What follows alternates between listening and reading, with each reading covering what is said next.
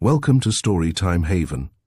Today, we delve into a thrilling tale by Fergus Hume, The Gentleman Who Vanished, a psychological fantasy. In this gripping story, we follow the mysterious disappearance of a man whose sudden vanishing sets off a chain of events filled with psychological intrigue and suspense. Prepare yourself for a journey into the unknown, where every twist and turn deepens the mystery, and nothing is quite as it seems. Join us as we uncover the secrets hidden within this fascinating psychological puzzle. Chapter 1. Flying from Justice.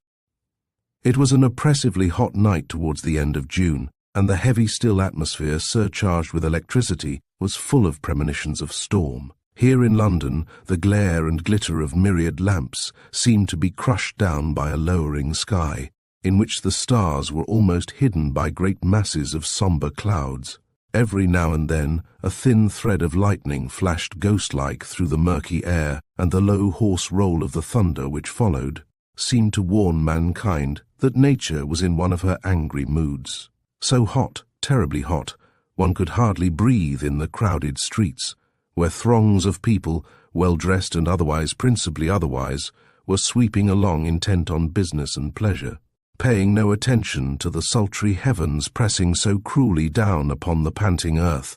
The signs and tokens of heaven were not for them, with their sordid souls longing for gold, or their empty stomachs yearning for bread, as they worked, danced, sang, and busied themselves with the material things of this life.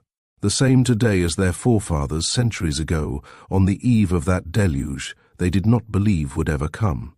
In a handsomely furnished room, in a large house which stood in one of the fashionable streets off Piccadilly, sat two young men playing cards. The windows of the apartment were open onto a flower-decorated balcony, from whence one could see the people walking and the cabs flashing past. The rhythmical beat of the horses' hoofs, the quick tread or weary dragging gait of passers-by, the subdued murmur of distant voices and the sultry air of the hot night penetrated into the room. But the occupants were too busy with their game to pay any attention to outside disturbances. A handsome room it was, but evidently that of a bachelor, as in the picturesque confusion there was wanting that subtle touch of refinement and order which indicates the hand of woman. Curiously patterned carpets of Turkish workmanship were scattered about on the polished floor, and here and there stood small tables laden with photographs in chased silver frames, books, principally consisting of English and French novels, flowers, and other things too numerous to mention. A pipe rack, fencing foils and boxing gloves over the mantelpiece, pictures of racehorses and pretty women on the walls, and plenty of plush-covered lounging chairs placed in luxurious corners, with spirit stand, glasses, pipes, cigarettes and tobacco jars, handy to anyone who sat down. In the centre of all this confusion was a green-covered table, at which sat the two young men aforesaid in evening dress, with several packs of cards scattered at their feet, and their eyes intent upon the game, which seemed to be rather an expensive one, judging by the pile of gold pieces that lay on the green cloth. One of the players was tall, with clearly cut features, dark hair, closely cropped, and a small dark moustache, beneath which gleamed regular white teeth when he smiled, which he did not seem inclined to do at the present moment. Adrian Lancaster was not at all pleased, as luck was dead against him, and he frequently took deep draughts of a brandy and soda which stood near him in order to console himself for his bad fortune. His friend Philip Trevanna was short, fair, and insignificant-looking, so much so that not even the well-cut clothes he wore could give him a distinguished appearance. The Louis Quinze clock on a bracket in one corner of the room chimed 11 with a silvery ring, but still the two young men played on steadily. The savage look on Adrian's face showed that he was losing still, until at last the look of triumph on his companion's smug countenance proved too much for his philosophy, and rising from his seat with a stifled oath he flung down his cards, upset the table by his sudden movement, and lounging over to the fireplace, lighted a cigarette. "Hullo," said Trevanna lazily, looking at the overturned table and the scattered cards with an air of well-bred surprise. "What's the matter?" "Nothing," replied Adrian, thrusting his hands into his pockets and looking down at the debris from his height of 6 feet odd. "Only I'm sick of playing you've won a deuce of a lot. so unless I want to leave myself a pauper, I think I'll give the game best for tonight. Better luck next time, said Trevanna, rising and stretching himself. You're a bad loser. There never yet was a philosopher who could bear the toothache patiently, quoted Adrian with a grim smile. You call losing at cards toothache, murmured Philip indolently. I dare say you're right. It's quite as disagreeable at all events. He glanced complacently over the bundle of IOUs he held in his hand, added the amounts together, then offered them to his companion. I'm rather in luck's way tonight, he said in a satisfied tone. If you don't mind, old chap, I'd like a cheque for 1,000. Adrian bit his nether lip angrily, then walking towards his desk and pulling out a blank cheque, made it out for the amount named, which he handed to Philip without a word. Then taking the IOUs, he tore them up and threw the pieces on the floor. That pretty well clears me out of ready money, he said at length, resuming his position in front of the mantelpiece, while Philip filled himself a glass of brandy and soda. It will pull me up for a bit. Never mind, said Trevanna with an evil smile. Your marriage with Olive Maunders will put you straight. Leave Miss Maunders out of the question, observed Adrian imperiously. You've no right to use her name. I'll use the name of anybody I like, retorted Trevanna, into whose head the liquor he had drunk was rapidly mounting. Except hers, said Lancaster quietly, although his dark face was flushed with anger. Philip Trevanna laughed insolently at the remark, and taking up a few cards, lightly balanced them in his hand. A nice one you are, to preach morality, he said scoffingly. You're about as bad a lot as there is in town. You're not much better, at all events, observed Adrian wrathfully. Look here, Trevanna, shut up. I'm not in the best of tempers, and you know I've got hot blood in my veins, so when I get angry it's dangerous. Don't rouse the tiger in me. Don't talk bosh, said Trevanna politely. You know you only want to marry Olive Maunders for her money. Speak for yourself, cried Lancaster, going over to a side table and taking up a decanter to pour himself out some brandy. I know you'd give anything to be in my place. Tell you what, said Trevanna with an ugly look. I'll play you for her. If I win, I marry her. Hold your tongue, retorted Adrian, grasping the stem of the decanter in a paroxysm of rage. I'll back this 1,000 against Olive Maunders, observed Trevanna, ignoring the menacing look of his friend. Will you play? No. Then go to the devil, shouted Philip, losing control of himself and flinging the cards he was holding into the face of Adrian. Take that. The hot blood flamed in Lancaster's face, and with a stifled roar of anger, he threw the heavy decanter he was holding at Philip Trevanna's head. It struck him full on the temple, and without a word, the young man fell like a log on the floor, while the decanter, smashing into 1,000 pieces, was scattered over the carpet, and the contents diffused an odour of spirits through the room. There was a dead silence for one awful moment, broken only by the steady tick of the clock. Suddenly, a woman in the street laughed shrilly, and the sound seemed to arouse Adrian out of the lethargy into which he had fallen. A red mist floated before his eyes, and his limbs seemed paralyzed. Even when he strove to cry out, his voice died away in a hoarse whisper, and he stood with a terrible look of anguish on his face, staring at the overturned card table, the broken pieces of glass, and the figure lying at his feet so still and deathlike, with a thin red stream of blood flowing from an ugly wound in the temple. Once more the woman laughed, and Adrian rapidly sprang to the windows, in a stealthy manner, closed them, and pulled down the blinds so as to shut out this terrible sight from the eyes of the prying world. A sullen roll of thunder startled him, and with a hurried glance around, he crept towards the still form of his friend. "Philip," he whispered, kneeling beside Trevanna's body. "Philip." No answer. Adrian opened Trevanna's shirt and placed his hand on the heart. It did not beat. He leaned his face downward to the slightly parted lips. There was no breath. And then, for the first time, a sense of what he had done seemed to break on him. "Dead," he whispered with ashen-grey lips, in a paroxysm of terror, clasping his hands. "Dead! I've killed him!" He arose slowly to his feet, looked vacantly round the room, at the still white face, at the stream of blood, then staggering to a side table he snatched up a bottle of whiskey, and without waiting to fill a glass, placed it to his lips. The fiery spirit put new life into him, and as his blood coursed swiftly through his veins, he braced his muscles, shook his head to clear the clouds which seemed to fog his brain, and nerved himself for action. "I can't stay here," he whispered to himself, putting one hand up to his throat. "They would arrest me for murder. I would be hanged, oh God. The disgrace, poor Olive." The storm so long threatening had burst at last over the city, and the rain was pouring down with tropical violence, while every now and then, through the interstices of the Venetian blinds, gleamed the bluish flash of the lightning, and the deep roll of thunder which followed seemed to the ears of Adrian like the voice of an accusing angel denouncing him as a murderer. There was no time to be lost, for at any moment someone might come up to his rooms and discover his crime. He would have to fly. But where could he fly to? Where, in all this great city, was there a refuge for a murderer? Still, he dare not stay. He could give no plausible explanation. The evidence of his guilt was too strong. The police would come up, he would be arrested, then the inquest, the trial, the verdict. With the rapidity of lightning, the possibility of these things flashed across his mind, and with a hoarse cry he sprang past the body, on the floor into his bedroom. There he put on a heavy ulster, which, reaching nearly to his feet, effectually hid the evening clothes he had no time to change.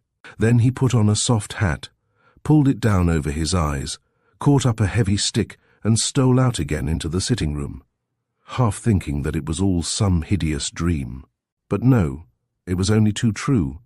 There on the floor lay the body of the man he had killed, and he, Adrian Lancaster, was a murderer. The clock struck 12 with a silvery chime as he slowly pulled the dead man's cloak off the back of a chair, and with a sudden movement flung it over the body as if terrified to look upon his handiwork. He turned out the gas, which was flaring in the pink globes, and then crept towards the door in the darkness, carefully avoiding the place where the body lay.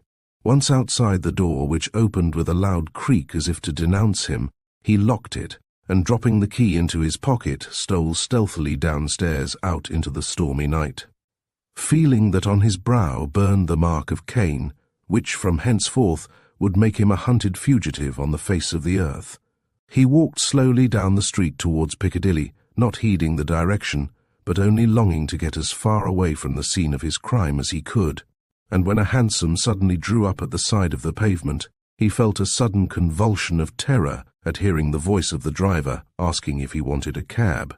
For a moment he hesitated, then, without a word, sprang in and flung himself back among the cushions, closing the doors, as if he could thus hide himself from the eyes of justice.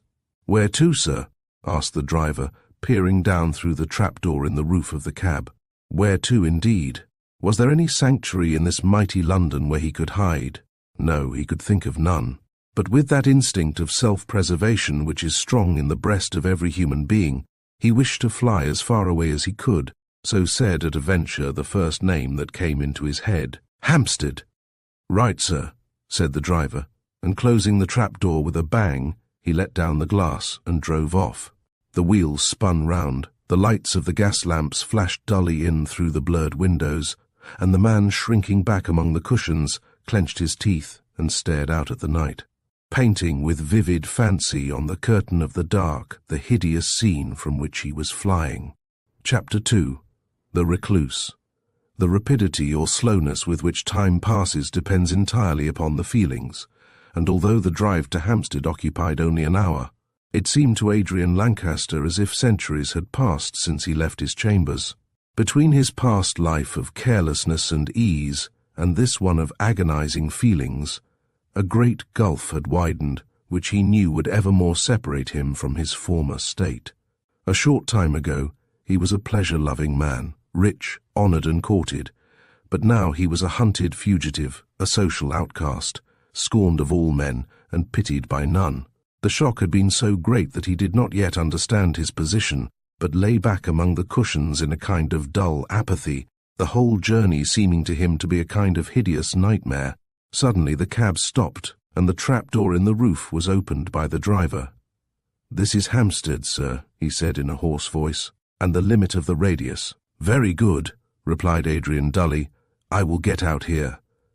He jumped out onto the sodden ground, turning up the collar of his coat, for the rain was still coming down heavily, and gave the cabman 10 shillings in gold. "I have no change, sir," began the driver. It doesn't matter," said Adrian, waving his hand. "Good night," and he tramped off into the darkness, while the cabman, with a muttered expression of thanks, drove back to town. It was a lonely road, with a high fence on each side, topped by trees, and, beyond, great houses, all in darkness, as the inmates had apparently gone to bed. Adrian had no idea where he was, but walked slowly along the muddy path with downcast head, and his hands thrust well into his pockets. His boots were more adapted to Piccadilly than to country roads, and the cold chill struck through the thin soles, but he paid no attention, mechanically walking onward without heeding where he was going. Above, the heavens were slightly clearing of their masses of clouds, and a few stars showed brightly in the cold blue, while the trees on each side shook their branches complainingly in the cold wind, and heavy drops of rain fell from their moist leaves. At last he found himself walking along under a weather-stained brick wall, on the top of which grew luxurious ivy, and towards the end a low door appeared, which stood slightly open. Half thinking that it would admit him into some park where he could conceal himself, Adrian, with no very definite purpose in his mind, pushed it wide open and entered. He found himself in dense darkness, standing in a path which apparently ran through a belt of beech trees whose branches meeting overhead shut out the midnight sky. With outstretched hands he carefully advanced, following the windings of the path, and carefully avoiding collision with the trunks of the tall trees on either side. At last he emerged into a wide lawn, half ringed by dense masses of trees, while at one end stood a large house with many gables and turrets standing black against the clear sky beyond. Adrian recognized it as one of those old country houses which still remain in Hampstead, isolating themselves in sullen pride amid their wide parks. Although enclosed on all sides by rows of red brick villas and desirable residences, the long drive, the frightful excitement through which he had passed, and the dampness of the night were all telling on him physically, and he longed to find some place where he could lie down and rest. With this idea he stole across the lawn towards the house, and on turning the corner of a great beech tree which stood high up in a little knoll, he saw a bright light shining through an open French window. With stealthy steps and bated breath, he stepped up to it, keeping in the shadow beyond the stream of light, and on looking through, espied a large comfortably furnished apartment, with a man seated in a chair near a table covered with a white tablecloth, on which was spread a comfortable supper. Hardly knowing what he was doing, but only anxious to have someone to talk to and relieve his overburdened mind, Adrian boldly stepped into the room, a tall, sombre figure, with muddy boots and wet with rain. "Sir," said Lancaster, taking off his hat, "will you permit me to—" Suddenly he broke off his speech with a low cry for the figure in the chair. That of an old man wrapped in a comfortable dressing-gown did not stir, but remained in the same position with still limbs and closed eyes. Adrian at first thought he was asleep, but his case was too urgent to permit him remaining till the man awoke, so stepping forward, he touched him on the shoulder. To his dismay, the figure did not stir, and on looking closely at the still face, the closed eyes, and the rigid limbs, Lancaster saw that he was dead. This fearful sight, in connection with the horrors he had already undergone, was too much for his nerves, and with an ejaculation of terror he put on his hat, and strode rapidly towards the window, with the intention of seeking safety once more in flight. "Stay!" Adrian faced round rapidly with a thrill of horror, for it was the man whom he had thought dead was speaking, and who was now standing up with outstretched hand. "Do not be alarmed," he said in a full, rich voice, with a reassuring smile. "I am not dead, although you thought I was. Sit down for a few moments, and tell me who you are, and what you want here." Adrian was too astonished at this reception to make any remark, and still felt inclined to retreat. But his host seemed to exert some mesmeric power over him, and he mechanically sank down into a chair near the table, letting his walking-stick fall on the floor. The unknown was a tall, massive-looking man, with boldly cut features and a head of grey hair, worn rather long. He also had a heavy grey beard which swept his chest, and his hands were long and slender with sinewy fingers. But what attracted Adrian's attention most were his eyes, dark, brilliant eyes which had a look of power in their depths, and seemed to dominate everything with their piercing gaze. The expression of his features was calm, a terrible calm such as is seen upon the faces of Egyptian sphinxes, giving the onlooker the idea of some dread power concealed under the placid exterior. "My name," observed this man in his musical voice, resuming his seat, "is Dr. Michael Rovesmeyer, and I shall be very glad if you will kindly explain your presence in my house, but first take a glass of wine, as you seem quite worn out." The young man, whose face looked worn and ill in the mellow light of the lamp, took the glass pushed forward by the doctor and drank off the contents. The generous liquor did him good, for it took away his feeling of fatigue, and as he replaced the glass on the table, he felt able to reply to the question of his host. A feeling of caution, however, dictated his answer, as he felt too much afraid of this calm man with the brilliant eyes to reveal all the events of the night. "What my name is does not matter," he said in a somewhat defiant manner. "But for the rest, I was walking along the road and finding the garden door open, I entered. Coming into this room, I saw you sitting apparently dead, and was going away to seek assistance when you called on me to stop." "A very fair explanation," said Rovesmeyer, calmly fixing his gaze steadily on the young man, "but one that does not satisfy me. What right had you to come into my garden at this hour, and why are you in such a dishevelled state? Gentlemen don't usually walk about country roads in evening dress." "I came from town," replied Adrian sullenly. "That's more like it, but you're not telling me everything. I could compel you to do so, but at present prefer you to exercise your free will. I won't tell you a thing." "Reflect," said the doctor, a faint smile curling his lips. "You are in my power. I have only to touch a bell and my servants will come in. I can give you in charge as a burglar, and then, once in the clutches of the law, who knows what truths may be revealed." Adrian drew a long breath and looked earnestly at his host, who on his part eyed him in a masterful manner, which seemed to compel him to answer even against his will. He sank back in his chair with a groan, feeling that in this room he was utterly powerless and at the absolute disposal of Dr. Rovesmeyer. "Come," said the latter quietly, "why set your will against mine? You are sure to be overpowered. I do not need to summon aid to enable me to retain you here. Although apparently you can escape with the utmost ease through yonder window, yet unless I give you leave, you will not be able to do so." Adrian cast a frightful look of anguish at this man who seemed able to unveil the whole of the events of the night, which he was desirous of concealing, and made an effort to rise, but in vain, for his limbs felt paralyzed and refused to obey his will, so he remained seated in his chair, waiting for Rovesmeyer to speak. "You see," said that gentleman with a slight laugh, "you can do nothing contrary to my will, so your best plan is to tell me who you are and why you came here. Perhaps I can help you." "Impossible." "That depends," replied the doctor placidly. "I possess powers, as you can see for yourself, which can do more for you than ordinary assistance. Now there is no time to lose. Tell me your name." "Adrian Lancaster." Rovesmeyer's face flushed, and with an effort he preserved his composure, but it was evident that the young man's name conveyed some meaning to him, for he muttered to himself, "Adrian Lancaster, the man she loves. This is better than I thought. He will be of service to me, and while helping him, I may teach her a lesson she sorely needs. I must learn all this youth has to tell me." He gazed steadily at the young man, and Adrian felt that in another moment he would reveal all he wished to keep secret, when by a powerful effort of will he checked the impulse. "No, no," he said thickly. "I won't tell you. I dare not. I dare not." "You must," replied the doctor in a relentless voice. "Judging from your speech, you are in great trouble. I alone can help you, and to do so I must learn all the events which have brought you here. Speak." "No, no, no," cried Lancaster, with a terrible contortion of his face. "I refuse." It was all in vain, however, setting his feeble will against that of the other, for little by little he felt the influence of the master mind dominate his own, until at last all his resolution gave way with a rush and in a quick, hurried voice.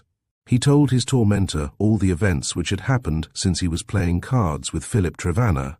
"Is that all?" said Rovesmeyer, when Lancaster stopped in his recital from utter exhaustion. The young man made a motion with his head to signify it was, and the doctor, seeing that the effort had exhausted him both mentally and physically, made him drink another glass of wine, and then sitting down again in his own chair, began to talk in a slow, deliberate manner. Judging from the explanation you have given me, you are in a very unpleasant position. However, the man may be only stunned. No, interrupted Lancaster hurriedly, clasping his hands. He is dead. I feel sure I killed him. Oh, if I could only undo what I have done. That is impossible, said Rovesmeyer a little sadly. Whatever we do always bears fruit either for good or evil, and we must abide by the consequences of our own acts. Of course you killed Trevanna in a fit of passion, but I'm afraid such a plea will not hold good with a jury. Do you intend to give me up? Cried Adrian in a voice of anguish. By no means, I was only putting a supposititious case, far from wishing to give you up for a crime committed in such an irresponsible manner. I'm going to save you. But how? That I will explain, but in order to do so I must tell you my history. It will sound like a romance to you, but luckily I shall be able to prove the truth of it to you by putting you in my own place. In your own place, said the young man in amazement. Exactly, replied Rovesmeyer gravely. Literally in my own place. As it happens, I want to do something for which I must have assistance, and you are the very person I want to assist me. Then the garden door was standing open on purpose. I thought sooner or later it would catch some bird, but I tell you frankly, I expected a rough customer, say a burglar, not a gentleman like yourself who is— A murderer, groaned Adrian, hiding his face in his hands. Do not call yourself hard names, said Rovesmeyer with a mocking smile. You'll find plenty of people who will do that for you, if they see you, and even if they don't, the absent are always wrong. But they must see me. Where can I hide? In a very curious place, observed the doctor, and one where they will never find you. I intend you to vanish. And fly the country? No, you will stay in London, go about everywhere, meet your friends and lead whatever life pleases you. But how can I do this if I vanish? I will be arrested if I go out. No, you will not. I don't understand, nor will you till you hear my story. I'm ready. The doctor looked piercingly at the young man for a moment, and then gave a satisfied laugh. I think you'll do, he said coolly. Desperate diseases require desperate remedies, and if you want to escape the strong arm of the law, you will have to undergo a very curious experience, and that experience forms the sequel to the story I am now going to tell you. Chapter 3. The Dissection of a Soul. The history of my life which I am about to relate to you is known to no one, and I only reveal it now as it is necessary for the success of the experiment I contemplate making that you should know all about me. I am generally supposed to be a cosmopolitan, as I speak many languages, have travelled a great deal, and physically resemble the natives of no particular country. As a matter of fact, however, I am of mixed blood, my father being an Irish adventurer, and my mother a pure-blooded Hindu. This blending of the East and the West gave me on the one hand a strong physique, and on the other a reflective brain, so that I was eminently fitted for the strange career I chose to lead during the earlier part of my life. My father went out to India when it was ruled by the HEIC, and being an unscrupulous man, determined to make money in the easiest way he could. A chance soon presented itself, for my mother, the daughter of a high priest of Brahma, fell in love with his handsome face, and yielding to his protestations of love, gave up her country, religion and parents in order to fly with him, which she did, carrying with her no inconsiderable amount of wealth, principally consisting of gems stolen from the treasury of the temple. My parents came to England, and shortly after I was born, my mother, unable to bear the rigour of the English climate, died, while my father shortly afterwards followed her to the grave, being assisted there, as I strongly suspect, by a Hindu servant who resented his treatment of my mother. This servant, by name Laichunda, then returned to India, taking with him the remnant of the stolen jewels and myself, the offspring of the ill-fated marriage. The jewels were restored to the temple of the offended god, and I was given in charge of my grandfather the high priest, while Laichunda, having lost caste by crossing the ocean, was purified before the shrine of Brahma, and then sent forth as a fakir to do penance for the rest of his life. Seeing that I was partly Irish and the offspring of a man he hated, my grandfather was not at all prepossessed in my favor, and I have often wondered that he did not kill me by some subtle means known to his sect. But whatever power may have withheld his hand, he did not do so, but at first tolerated my presence, and afterwards grew very fond of me. My mixed blood prevented me from becoming a priest, but my grandfather taught me all the lore of the temple, and being a remarkably quick child, I soon picked up a great deal of curious knowledge. The East, as you know, has always been much more accomplished in esoteric learning than the West, seeing that the Asiatics study the operations of the spirit, while the Europeans confine themselves mostly to the material wants of man, so that having a vein of Eastern mysticism in my blood coming from my mother's side, I became deeply versed in occult science. As the years rolled by, I was initiated into the most profound mysteries, and by subjecting my body to the ordeal of fasting, as practiced by the fakirs and yogis of Hindustan, I gained a wonderful command over the spiritual part of myself. Unluckily, my grandfather died just as I was attaining the last secrets of Eastern psychology, and his influence being withdrawn. His fellow priests determined to kill me as one knowing too much of their secrets and dangerous to the brotherhood.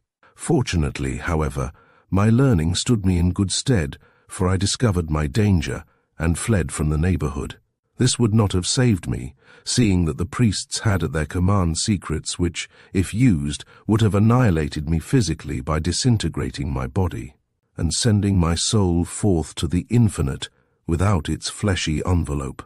At this critical stage of my career, however, I chanced to meet my old friend Lai Chunda, who was still engaged in his lifelong penance, and by his power I was protected in a great measure from the malignity of the Brahmins. Lai Chunda was a man who had a marvelous knowledge of those secrets of psychological science for which the self-complacent savants of Europe profess such profound contempt. For them, the Hindu trinity of Brahma the creator, Vishnu the preserver, and Siva the destroyer, instead of being the visible emblems of a subtle religious system, are merely the proof of a gross idolatry. Thanks to my Indian blood, my initiation into the secret brotherhood, and my acquaintance with the learned yogi, Lai Chunda, I was enabled to pierce the painted veil which hid the shrine from the eyes of the common people, and participate in the wonderful secrets of metempsychosis, won from the spiritual world through long centuries of patient work. I remained a long time with Lai Chunda, submitted myself to prolonged fastings, to terrible ordeals which required a soul of iron to withstand, and after years of self-torture, months of motionless contemplations, and long weeks of ardent study, I arrived at a profound knowledge of the hidden mysteries of the spiritual world. The ordeal was a frightful one, physically as well as mentally, but thanks to the tremendous vital powers I inherited from my father and the subtle intellect which was the gift of my mother, I survived years of anguish and suffering, attaining at last the wished-for goal. I could leave this tenement of clay at will, and could send my astral body whither I desired. I could indulge in the dreams of a god, and partake of the joys of paradise even before my body had perished from this earth. Willingly would I have remained away forever, and let my pain-twisted, scarred body return to the earth from whence it originally sprung, but the laws of the universe prevented me. My time had not yet come, and I was forced to return at certain intervals and reincarnate myself in this body which I now wear. One secret Lai Chunda withheld from me, a secret which I ardently desired to learn, namely, how to incarnate my own soul, or that of another human being's in a separate body. I have seen my master leave his own body apparently lifeless, and reincarnate his soul in a corpse. The dead arose, walked, talked, and lived under the animating influence of the soul of Lai Chunda, and then returned to its former lifeless condition, when the animating soul came back once more to its accustomed tenement. This secret was withheld from me, as Lai Chunda considered I had not achieved a sufficient degree of purification to be blessed with such a boon. So, in order to gain this last secret, I travelled to Tibet and took up my abode with the mystic brotherhood who have their home in those distant wilds. I remained some years with them and, at last, Having attained the highest degree of spirituality possible for a denizen of this planet, I returned to Lai Chunder, whom I found on the point of death. His hour had come, and his soul was about to leave his emaciated body for the last time. Previous, however, to his departure, being satisfied with my efforts to deserve knowledge, he initiated me into the last secret of all. And then his soul departed from this earth forever, to return to the spirit world from whence it originally came. When this took place, I eagerly tried the effect of my newly acquired knowledge, and leaving my own body, I projected my soul into the shell of Lai Chunder. The experiment was entirely successful, for in the guise of Lai Chunder I arose and walked, while at my feet my former tenement remained motionless and empty. The laws of the universe, however, forced me to return once more to my own body, and having done so, I buried the mortal part of the yogi in the earth to resolve into its original elements, and then left India for Europe. I did this as I was still an object of enmity to the priests, and although I now possessed spiritual powers equal to their own, was unwilling to come into collision with them in any way. I had plenty of money, and as far as material wants were concerned, I was amply provided, while, of course, my lifelong studies gave me complete command over the spiritual part of myself. I only arrived in England last year, and established myself in this house, which I found convenient to the city, and also isolated enough to permit me to live my own life without comment. I have one servant, whom I hired when I first settled down, and he serves me sufficiently well. That is, he does everything necessary for my material wants, and speaks to no one about the life I lead. I frequently leave my body for days, and soar, untrammeled, through the wide expanse of the infinite. I have strange visions, wild dreams, unexplainable ecstasies, and my only regret is that being bound by the laws of the universe, which are fixed and unalterable, I have to return at certain intervals to this body. Of course, my servant knows nothing of my trances, as his knowledge of me is bounded by the life I lead in this house. Curiously enough, in spite of my years of spiritual training, my material desires were not yet conquered, and 6 months after my arrival in this country I fell in love. What attracted me most about the young lady I became attached to was not her beauty of face and form, although in both of these she was preeminent, but the strong masculine spirit which inhabited her feminine body. I was introduced to her through the medium of her father, on whom I called to deliver a letter of introduction from a friend in India. Finding that my material nature had surrendered to the spell she had cast over me, I determined to marry her and initiate her into the mysteries of occult science, so that, like myself, her soul would be able to leave her body and fly side by side with mine through infinite space. She, however, was already in love with a young man about her own age, and, not finding my ancient years and my scarred and emaciated body sufficiently attractive, refused to marry me so, after many trials. Failing to shake her resolution, I gave up all thought of attaining my object and returned here to await in patience the period of my solution, when my soul will at last leave this body and reside forever in the unseen world which it loves. You may imagine that, now the only being I ever loved has so disdainfully trampled on the affection I offered her, I have no wish to stay on the earth longer than I can help. As I told you, however, the laws of the universe do not permit me to leave my body until the period appointed by God. Although I am now 60 years of age, and my body has been exposed to tortures and privations which would have killed an ordinary man, yet I still live on. And, so far as I can see, there is no probability of my dying for some years. Ardently desiring, however, to cut short my period of earth life, I sought for some other solution of the enigma besides death. I could not die, and I dare not kill myself, for suicide is terribly punished in the spiritual world as soul murder, but by means of my communings, while in the spirit, with the inhabitants of distant spheres.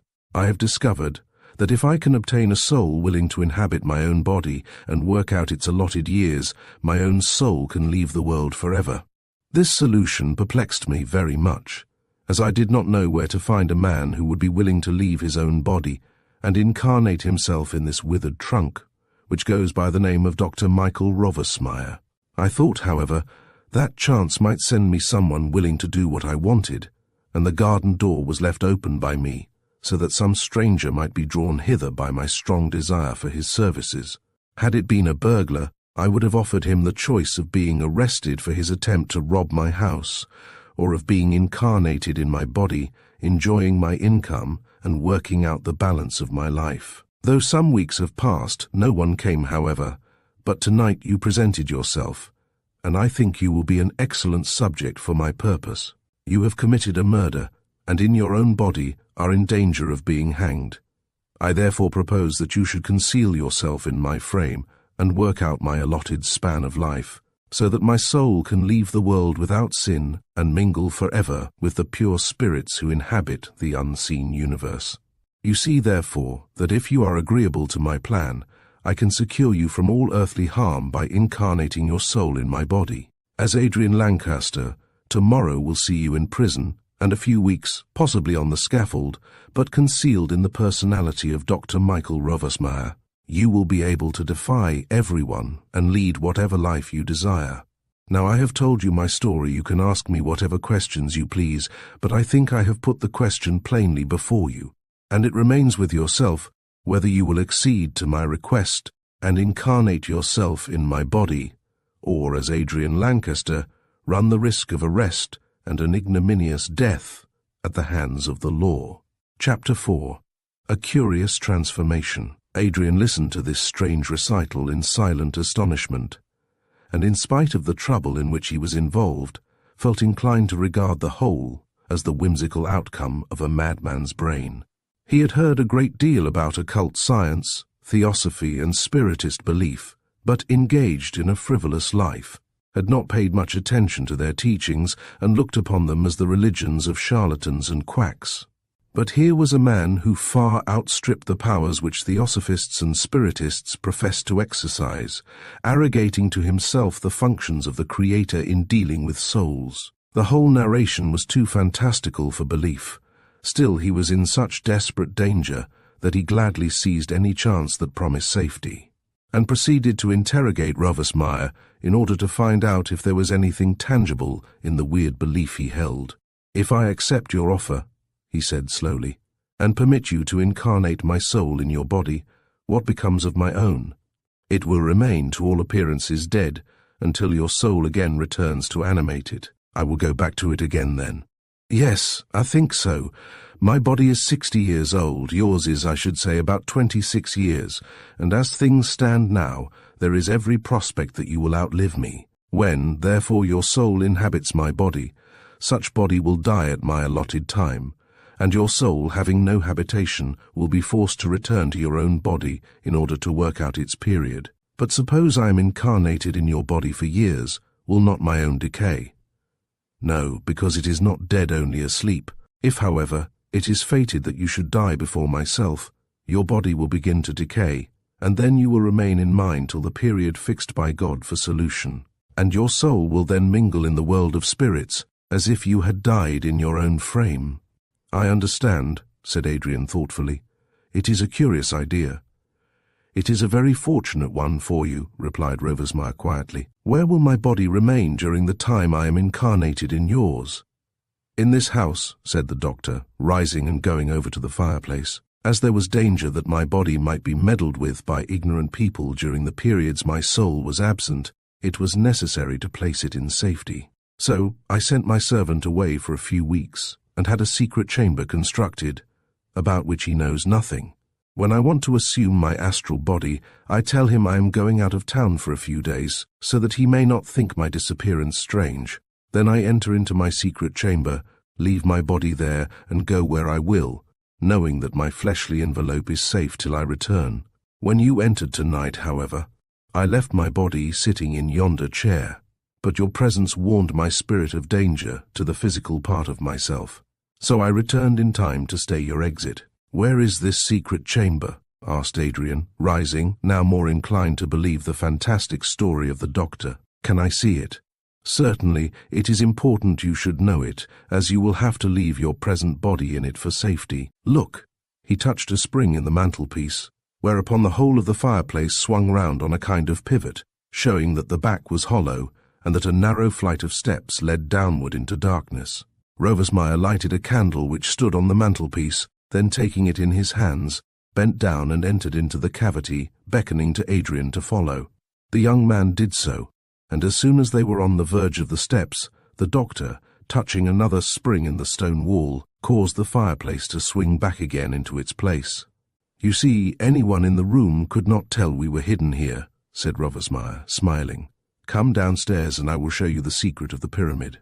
Somewhat bewildered by this strange experience, Adrian followed the doctor down the narrow stairs, guided by the glimmering light of the taper. They went down for some distance, then found themselves in a small square vault, with room enough for 3 people to stand in it.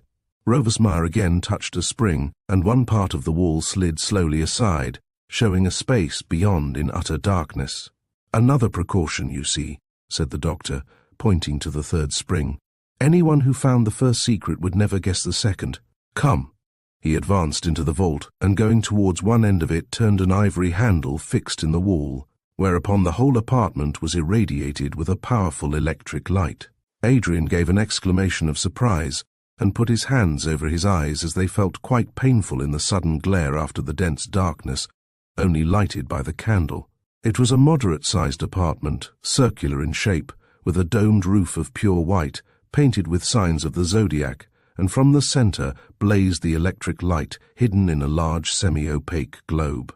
The walls were hung with strange tapestries of brilliant colors, whereon were depicted the animal gods of Egypt and the fantastic deities of India, while the floor was covered by a thick, soft carpet with a bizarre pattern in blue, yellow, and red, the outcome of some opium-confused oriental imagination. At one side of this queer place was a low couch covered with a magnificent tiger skin, and near at hand a mother-of-pearl inlaid Moorish table, whereon stood a decanter of red wine and some glasses, together with a plate of white bread. "The existence of this is only known to ourselves," said Dr. Rovesmeyer, casting a satisfied look around. "And here you can leave your body until such time as it is fated mine should die, when your soul will of course return to its former dwelling place. But as the body left so long without action or food will be weak, you will find the wine and bread of great service in restoring your vital powers." "But suppose your body dies soon and I have to return to my own," said the young man miserably. "I will then be arrested." "That, of course, will be your own lookout," retorted the doctor, shrugging his shoulders. "I provide you with a hiding place for a time, and if my body dies and you lose your city of refuge, well, it is not my fault. But I think you can rest assured that unless some accident happens or you commit suicide, my body will continue on this earth for a few more years. And by the time it dies, the whole affair of this murder will have blown over, and you can reanimate your own body, go out of the county, and live on my money, which I freely make over to you. Are you rich?" "Yes, I think you will find plenty of ready money standing in my name in the International Bank, and moreover in my desk is a small box of gems which are worth a great deal. Whatever income you may possess now, I don't think you'll suffer by the change into my body. But are you not sorry to give up all this wealth?" Dr. Rovesmeyer laughed in an amused manner, as if Adrian had asked a childish question, which indeed he had, from the doctor's point of view. "Sorry," he echoed. "Sorry to exchange this weary body for an astral one. Sorry to give up the gross pleasures of earth for the pure delights of the spiritual world. No, I am not sorry. The change to me will be like that of a beggar man passing suddenly from abject poverty to kingly affluence." "But reflect," said Adrian, earnestly. "If I accept your offer, think of what I am. I have committed a crime. According to my own showing, I am not a good man. My soul in your body may commit many foolish actions, and yet you will be held guilty of them." "My body will, not my soul," replied Rovesmeyer coolly. "Whatever you do in my body will have to be expiated by your own soul, since it is your free will that acts and not mine as to my personality, which you seem afraid of harming. It does not matter to me in the least. I have no relations on whom your actions in my body would bring disgrace. You can do what you like with my shell. I am only concerned about my soul. But how about your past life?" "I have told you all my past life, but should you need to know more, there are plenty of papers in my desk which will tell you every action of mine since my arrival in England." With my Indian life you have nothing to do, as no trouble will come from there. My reputation is that of a savant and a recluse. When you occupy my body you can indulge in whatever pranks you like, but I warn you that however youthful your soul may be, the body is old and weak.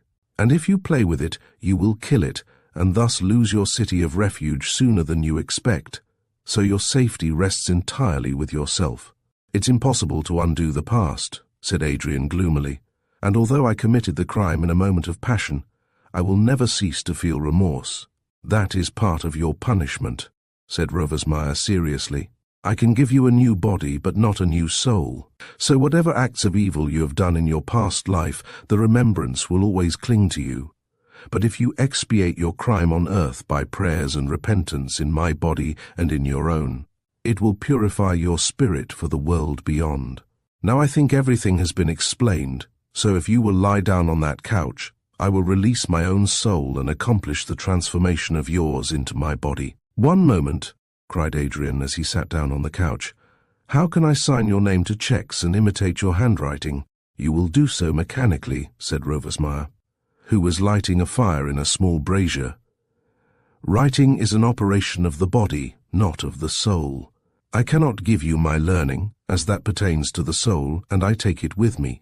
But all material knowledge I possess, or physical dexterity I have acquired, will be yours, to use as you will. Now are you ready? Yes, said Adrian, obediently lying down. But I am engaged to marry a girl called Olive Maunders. How will that affect me in your body? Of course she won't know you, replied the doctor with a peculiar smile, fanning the fire which was now at red heat. You will have to wait till you reassume your own body before marrying her, but it is simply a question of safety for you just now. So you'd better leave love out of the question, or you will lose your life, your love. And everything else. Adrian gave a sigh of sorrow, and slightly turning his head, watched the preparations of the doctor.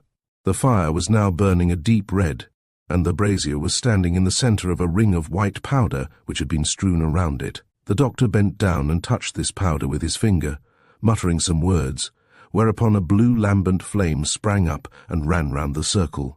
Rovesmeyer then cast some herbs on the fire, which he took out of a small silver box, and raising his arms, chanted a kind of hymn in a low, soft voice. The wild music, barbaric in the extreme, rose and fell like the rhythmical fall of waves on a lonely beach, and a thick white smoke curled upward from the brazier, spreading a pungent odour through the vault.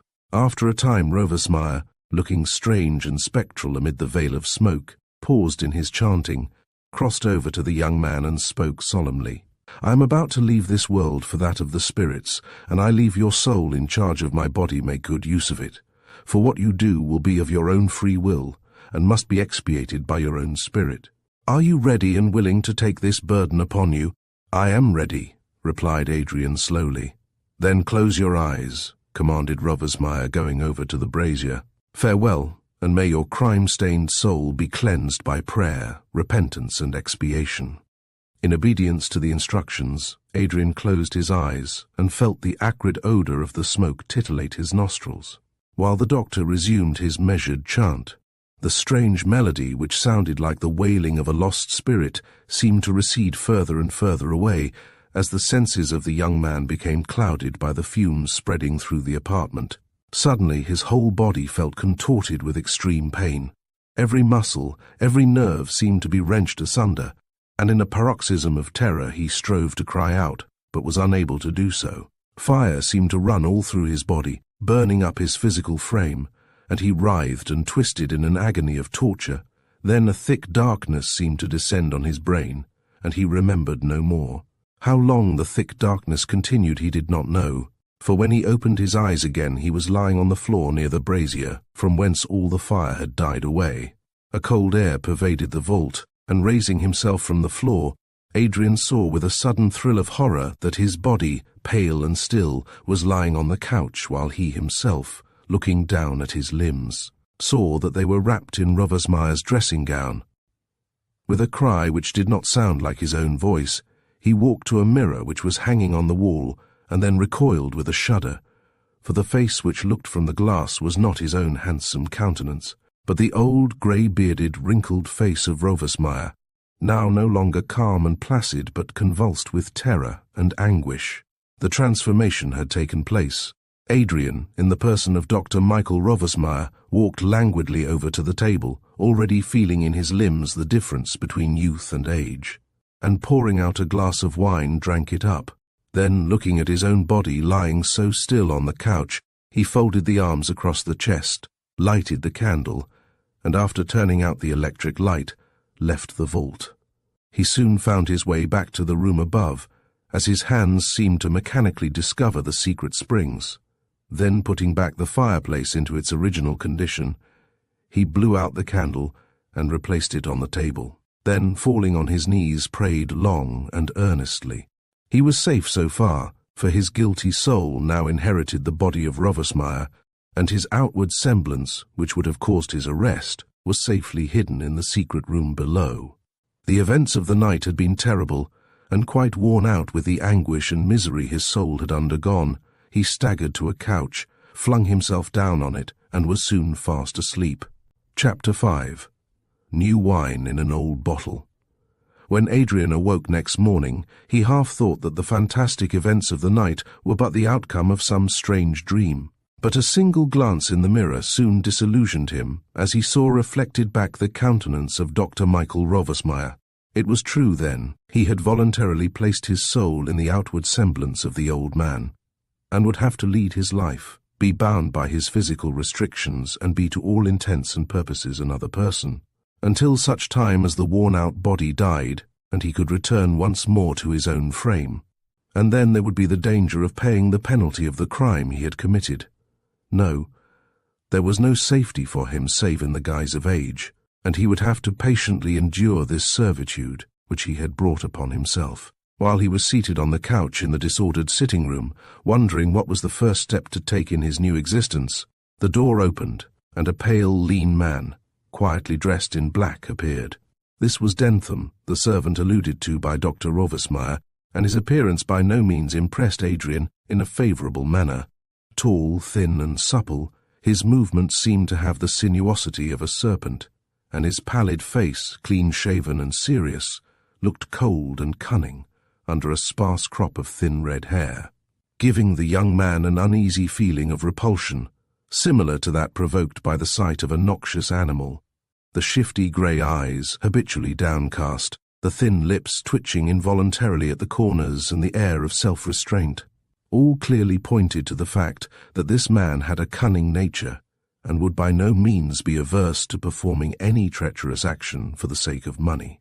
Adrian took an immediate dislike to his physiognomy, which dislike was not lessened when he heard the soft, hissing voice which issued from the thin lips. "Have you not been in bed, sir?" he asked, closing the door softly after him, and coming forward to the centre of the room. "No," replied Adrian, in a dull voice, feeling it incumbent upon him to keep up the character he had assumed. "I have been engaged in writing and just slept here for a few hours." Dentham cast a swift glance at the writing materials lying on a desk standing near the window, let his cold glance dwell doubtfully for a moment on his master's face, and then spoke again. "What would you be pleased to have for breakfast, sir?" "The same as usual," replied Adrian, who had not the slightest idea but that Rovesmeyer might have been a vegetarian, and therefore felt afraid to say anything. "Meanwhile, I'll go up to my room and have a bath." "You will find everything ready, sir," answered Dentham, respectfully holding the door open. Adrian did not know where the bedroom was, but did not like to ask Dentham, knowing it would look curious in his eyes, so left the room, trusting to chance to find it. Luckily, he had not proceeded very far, when he saw through an open door a sponge bath filled with water, and guessing this to be Rovesmeyer's bedroom, went inside, closing the door after him. Left alone in the sitting-room, Dentham's manner underwent a rapid change, and from wearing an air of cold self-restraint, he became as eager and as anxious as a ferret. He glanced rapidly round the room, went across to the writing desk, turned over the papers quickly with his lean hands, marked the two armchairs set opposite one another near the table, noticed that 2 glasses had been filled with wine, then suddenly caught sight of Adrian's stick, which he had thrown down the previous evening. "I knew I was right," murmured Dentham to himself, pouncing eagerly on the stick. It was the voice of a stranger. Someone's been to see him. I wonder what's up. This ain't his stick. He looked carefully at the stick, a massive oaken staff, round the top of which was a gold band, marked with the letters A.L., which discovery seemed to afford him much satisfaction. I wonder who it was came, he repeated, twisting the stick round and round. The letters of his name are A.L., and he's gone off again, leaving his stick behind him. That's queer. Rum old cove, my master. I can't make him out. The fact was, Dr. Rovesmeyer's peculiar mode of life had roused the curiosity of Mr. Dentham, who was of a very suspicious nature, and he was anxious to find out the reason of his master's solitary life, and if possible, turn it to his own advantage. Up till the present, although he had watched the movements of the doctor closely, nothing had occurred to justify his suspicions that anything was wrong. But on the previous night, he had heard two voices in conversation, and now that he saw 2 separate glasses of wine had been drunk and had found the tangible evidence of the walking stick, he became assured that his master had received a visitor during the night. "Wish I'd listened," said Mr. Dentham in a disappointed tone. "I might have found out what was up. I wouldn't be a bit surprised to find the old cove was a forger or a thief. There must be some reason for the way he lives, and if I find out anything, I'll make some money out of it." He went off to his own room, hid the stick safely away, returning with a self-satisfied air to lay the table, fully determined to keep his eyes open and watch the actions of Dr. Rovesmeyer so as to trip him up should he espy anything wrong. Meanwhile, Adrian had freshened himself with a bath and changed his clothes for some which he found in the wardrobe, still, however, retaining the dressing gown. As he did not want to make too sudden a change in his outward appearance, he intended to make a close examination of all Rovesmeyer's papers in order to get himself thoroughly conversant with the daily life of the recluse. It was curious that he should take so much trouble in learning all the tricks, manners, and daily actions of his usual body, seeing that it was impossible anyone could comprehend the change that had taken place. And however strikingly he altered his habits, it would be put down by every person to the well-known eccentricities of the doctor. Assuming a new body as a disguise is very different from assuming a new garb, and it was this very novelty that made Adrian so painfully careful, as it seemed almost impossible to him that no one should notice the transformation. Having finished his toilet, he returned to the sitting-room and found the table spread for breakfast, consisting of milk, eggs, watercress, and fruit. Dentham was in attendance, but Adrian speedily dismissed him, as he felt ill at ease under the stealthy glances which the servant bestowed upon him whenever he felt himself unobserved. "I wonder if he notices any difference," said Adrian to himself when Dentham had retired, closing the door softly after him. "Pshaw! Of course not. It would be a clever person who could find the soul of Adrian Lancaster in the body of Michael Rovesmeyer." He made a very good breakfast, and was about to devote himself to the task of looking over Rovesmeyer's private papers, when he suddenly recollected his hat, cloak, and stick, not wishing to leave them about, lest the keen eyes of Dentham should see them and an awkward explanation might ensue. Although he searched the sitting-room, yet he could not find them, then suddenly recollected that he might have taken them down with him to the secret chamber. In order to be certain of this and set his mind at rest, he lighted a candle, touched the spring, and having replaced the fireplace in its normal condition so as to obviate discovery by Dentham, descended into the vault, turned on the electric light and looked around. The sight of his former body lying so still and deathlike gave him a momentary pang, and he could not help contrasting its handsome face and fine figure with his present uncouth exterior. For owing to the ordeals to which it had been subjected, the body of Dr. Rovesmeyer was in a rather battered condition. Adrian saw that his own frame was still wrapped in the ulster, and the hat lay beside the couch on the floor. But although he hunted in every corner of the vault, he could not find the stick. With a thrill of terror he extinguished the electric light, and then in the darkness, feebly lighted by the glimmering taper, he seemed to feel the spiritual presence of the old fakir, who had doubtless returned to see how the occupant of his body was getting on. A cold breath of air seemed to break suddenly into the warm atmosphere of the vault, and Adrian half thought he saw a luminous cloud hovering near him. The half-vision, however, soon vanished, and the young man put it down to the excited state of his mind. Still, the vault seemed to be occupied by some strange presence, and he hurriedly left this nether apartment and returned hurriedly to the upper room, which he luckily found still untenanted. Thank heaven that infernal servant didn't discover my absence, he thought, blowing out the candle. I don't trust him in any way, and the old doctor was more easily gulled than I should have thought possible if he believed in a man with such a treacherous face. At this moment, the subject of his reflections entered the room and proceeded to clear away the breakfast things, at the same time handing the Daily Telegraph of the day to his master. By the way, Dentham, you did not see a walking stick lying about here, an oak stick with a gold band round it? Asked Adrian, unfolding the paper. No, sir, I did not, replied Dentham, telling the lie without moving a muscle of his pale face. Was it yours, sir? Yes, I carried it yesterday and left it lying about the room. I did not know you were out yesterday, sir. You don't know a good many things, said Adrian tartly, smoothing out the newspaper. You can go. Dentham withdrew without a word and smiled subtly to himself when safe outside. Says it's his own stick, he muttered under his breath. Oh yes, I dare say, but your name don't begin with A.L. Dr. Rovesmeyer. There's something queer about all this. I believe he's the head of a gang of forgers, and one of 'em came to see him. I'll keep my eyes open in case there's a row. Adrian soon dismissed the episode of the stick from his mind, as he did not remember all the events of the previous night, and half thought he might have lost the stick in his journey from the garden door to the house. Meantime, he looked at the paper, anxious to see if there was anything about his crime of the previous night. As he anticipated, there was a short statement, but owing to the late hour at which the affair had taken place, a very full report had not come to hand. The paragraph was headed, "A Curious Affair," and it stated that a gentleman called Lancelot Alpha had gone up to Mr. Adrian Lancaster's rooms early in the morning and found the owner absent and a mutual friend, Mr. Philip Trevanna, lying half dead on the floor.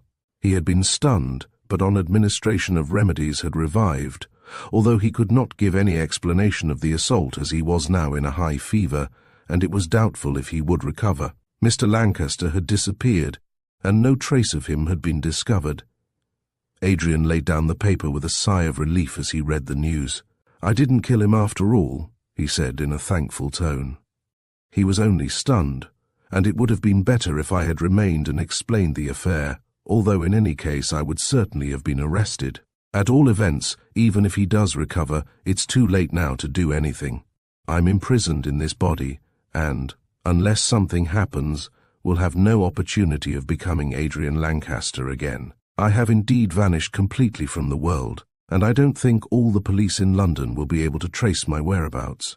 I must just wait patiently for the chapter of accidents to redeem me, curses on me for a fool in accepting Rovesmeyer's offer so readily. I am lost to the world, to Olive, and to everything else, and all by my own act. I'll wait and see if Philip Trevanna recovers.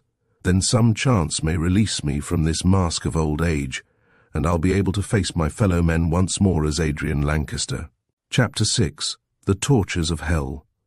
There is no punishment that men can devise so terrible in its effects as remorse.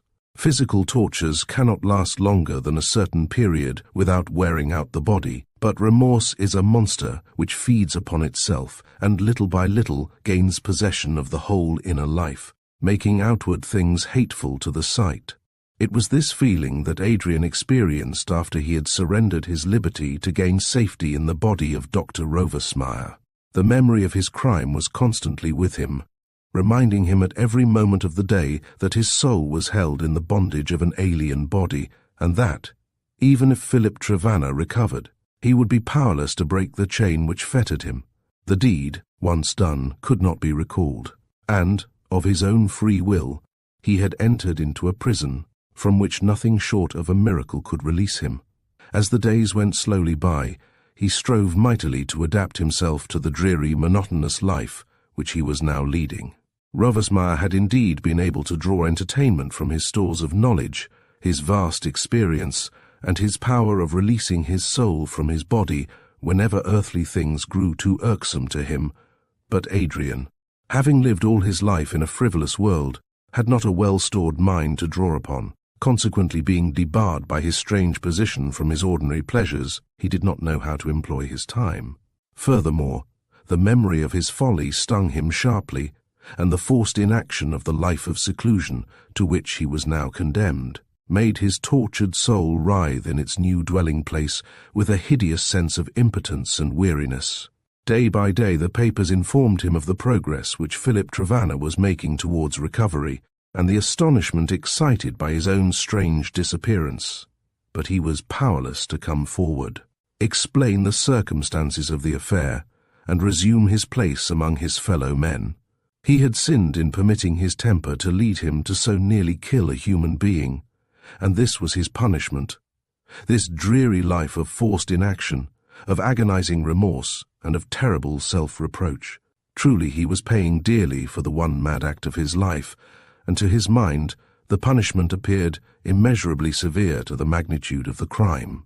Had Philip Trevanna died, he would have accepted his terrible situation with sullen apathy, looking upon it as a fit reward for taking the life of a fellow man.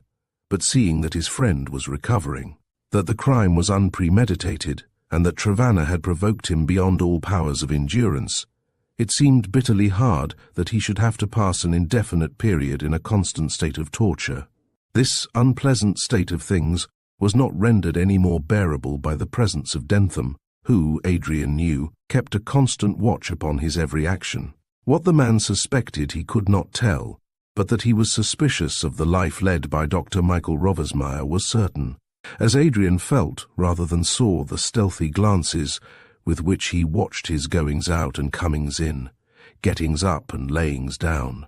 This in itself was enough to irritate a sensitive mind, but added to the appalling tortures the unhappy young man was constantly feeling, it drove him nearly to the verge of distraction, and he longed for something to happen which would give him, if not a release, at least change of life. At last an event happened which caused Adrian to make up his mind to leave his seclusion, and which also caused considerable anxiety to the inquiring mind of Mr. Dentham. One day, about 2 weeks after the transformation had taken place, Adrian saw in the paper a notice of a reward offered for the discovery of the whereabouts of Adrian Lancaster. "I'm wanted by the police, I suppose," he muttered gloomily to himself. But this idea was soon dispelled when he read the last lines of the advertisement, which said that all information was to be given to O.M., the Nook, Marlowe, Bucks. "It's Olive, Olive," cried Adrian, throwing down the paper. "She wants to find out where I am and help me, God bless her, if I could only reveal myself to her, but it's impossible. Dr. Rovesmeyer is a stranger to her, and if I told her what had taken place, she would look upon me as a madman. What am I to do? God help me, what am I to do?" He walked up and down the room, plucking at his long grey beard as if he would tear from his young soul this mark of age. "She could never love me as I am now," he said, clasping his hands, "for that would be treachery to my memory. And this face is not the one to win any girl's love. Did not Rovesmeyer himself say that the woman he loved refused to return his passion? Stay, perhaps if I look through this desk I may find out the name of the woman he loved, and go and see her. Something may come of it, though I dread even to hope that things will turn out well." Sitting down at the desk near a deep, wide window, he unlocked it with the key which was placed therein, and began to turn over the papers in the hope of finding some clue to the name of this girl, whose rejection of Rovesmeyer's suit had indirectly led up to the catastrophe which had happened to himself. He was about an hour looking through the papers, but found nothing likely to lead to discovery, until at length he found a locked book, which he immediately guessed was the diary of Rovesmeyer. "If it's anywhere it will be in here," he said to himself, "but it's locked. I wonder where the key is. It's a very small hole, so the key must also be small. I don't think I've seen any key that size, and yet, with a sudden recollection, it's on the watch chain." And so it was, a long, slender golden key of Indian workmanship, with which Adrian easily unlocked the book, and was soon deep in the contents written in the small, clear handwriting of the doctor. For a long time he read steadily on, without finding what he was in search of. The entries principally related to the writer's life in India, the periods of his fasts, the statements of his feelings, the dates upon which he arrived at and departed from different places, and every now and then, wild rhapsodies, peculiarly oriental in their poetic thought and imagery of the delights, ecstasies, and marvelous pleasures he had tasted of, when set free from his earthly body. Later on in the book, the doctor recorded his arrival in England, the disposition of his affairs with regard to money, the taking of his house at Hampstead, and the way in which he lived secluded from all men.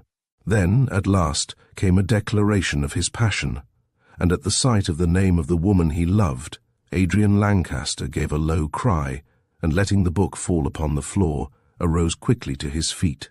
Olive Maunders, he whispered, clutching his throat. He loved Olive Maunders, and she never told me anything about him. Oh, impossible. It cannot be true. It was true, however, for on recovering his composure and resuming the reading of the diary, he found the whole facts of the case plainly set out. Dr. Rovesmeyer had called at the town house of Sir John Maunders with a letter of introduction from a friend in India, and Sir John, having a leaning towards occult science, had been much taken up with the curious character of his guest. Rovesmeyer saw Olive, fell in love with her, and recorded his impressions in a series of broken paragraphs, which were anything but pleasant reading to the fastidious mind of Adrian Lancaster, seeing that they were about the girl whom he intended to make his wife. She is certainly a most beautiful woman, but it is not her outward form which attracts me, fair though it be as the lotus floating on the wave of the holy Ganges. The pure crystal of her body encloses the still purer flower of her soul, a soul which possesses strong masculine characteristics. After the soulless women of the East, this discovery is to me a source of wonder and admiration. I have observed her narrowly and am still constant to my first opinion. With such a strong soul as she possesses, Olive might go through the ordeal with unshaken firmness of purpose, and be enabled to release her soul from this clinging vestment of clay. I must explain as much as I can to her and see if she will make the attempt.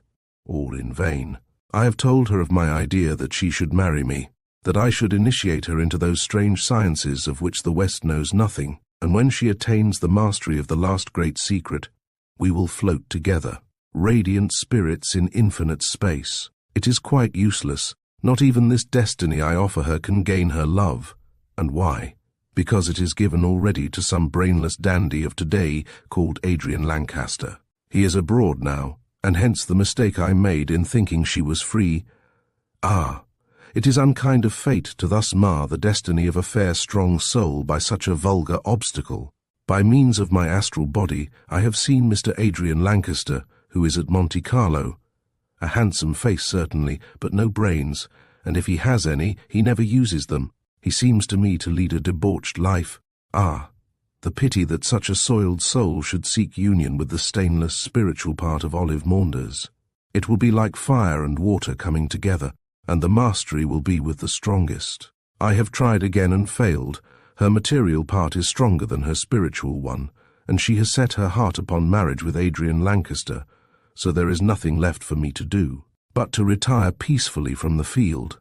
I should like to teach her a lesson and show her what she has lost in refusing to marry me. Well, time will show, and I may some day have an opportunity of doing so.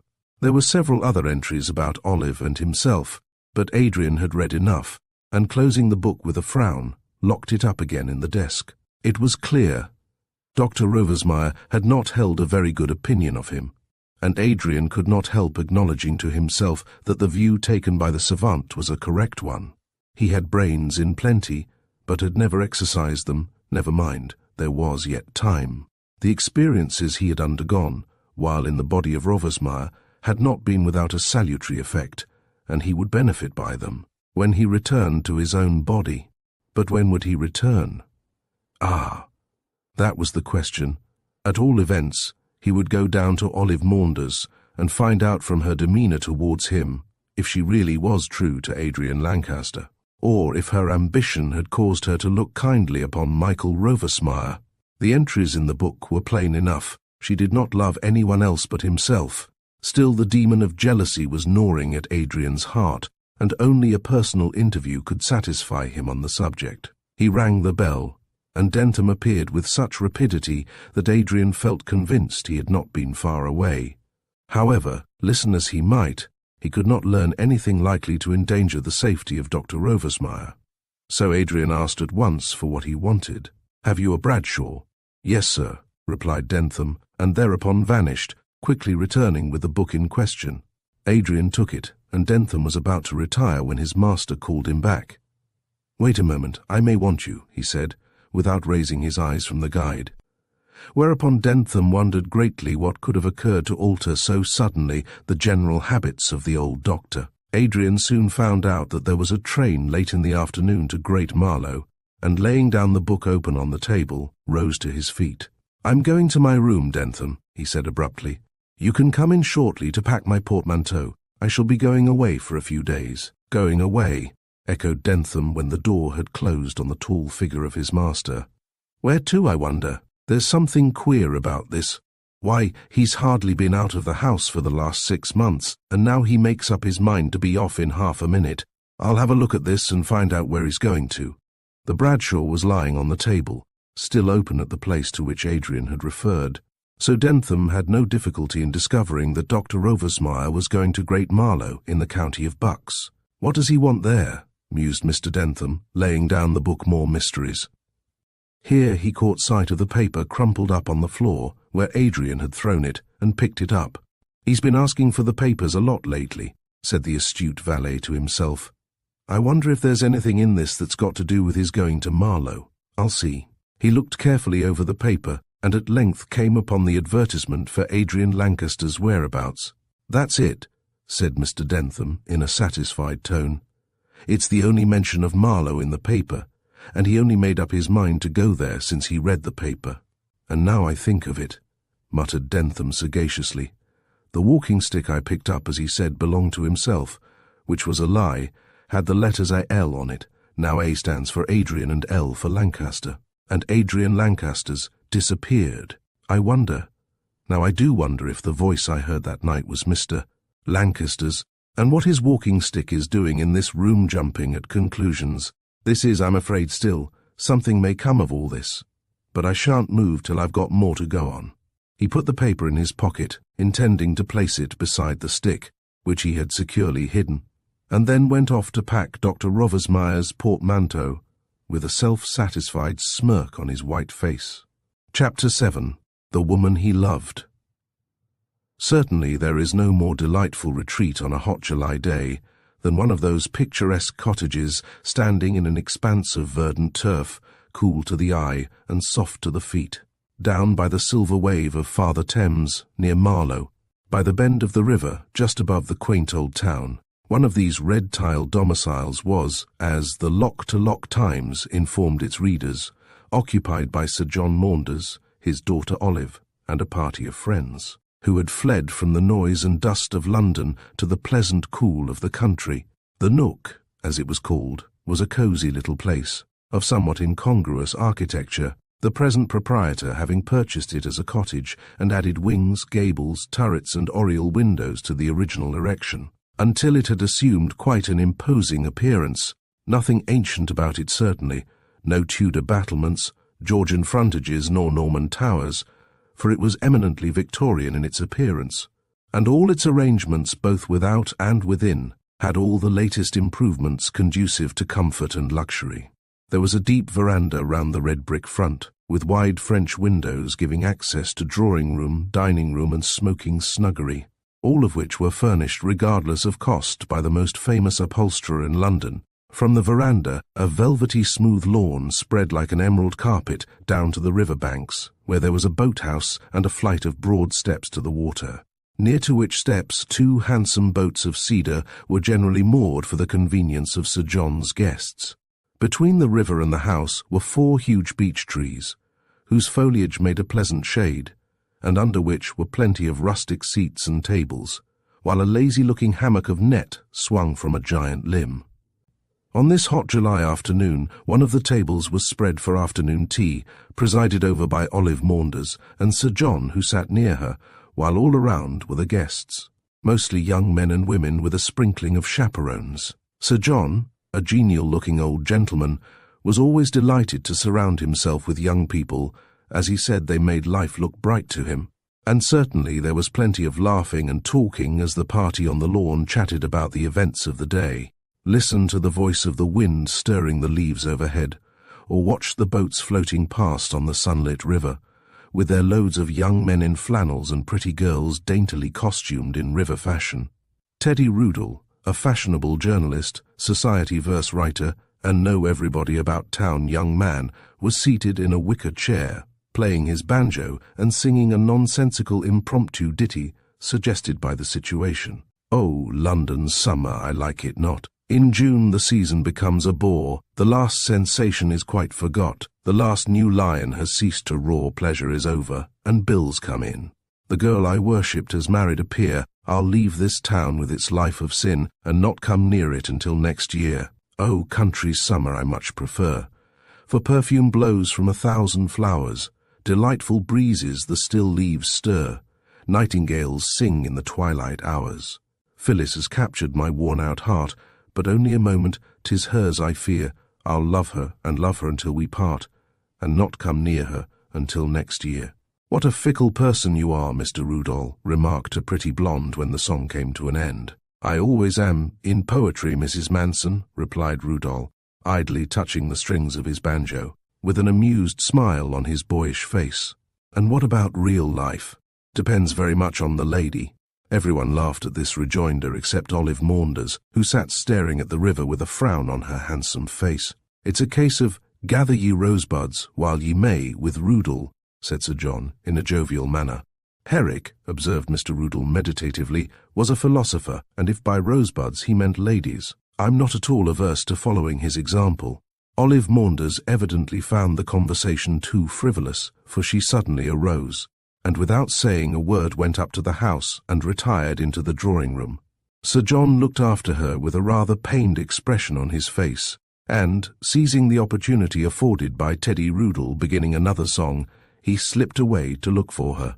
She was seated in a lounging chair, leaning forward with bent head and clasped hands, the frown still on her face. A striking-looking girl, tall and slender, with a handsome, resolute countenance of a pronounced brunette type, and her small head, with its coils of smooth black hair, was well set on her sloping shoulders.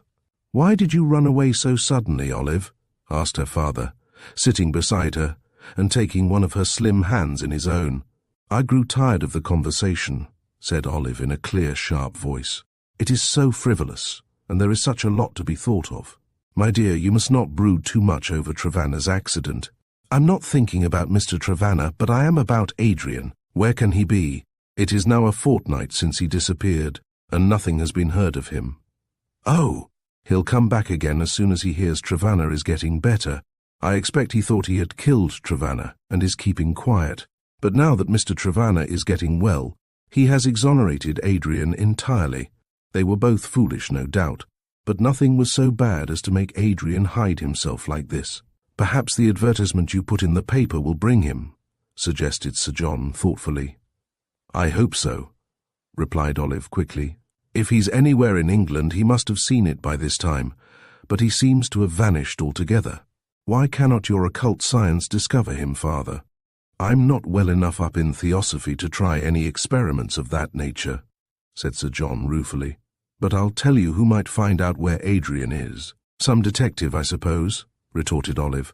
"Nonsense. They never make any discoveries worth talking about, out of the pages of shilling shockers." "No, not a detective," answered her father quietly, "but a dealer in mysteries, Dr. Roversmeyer."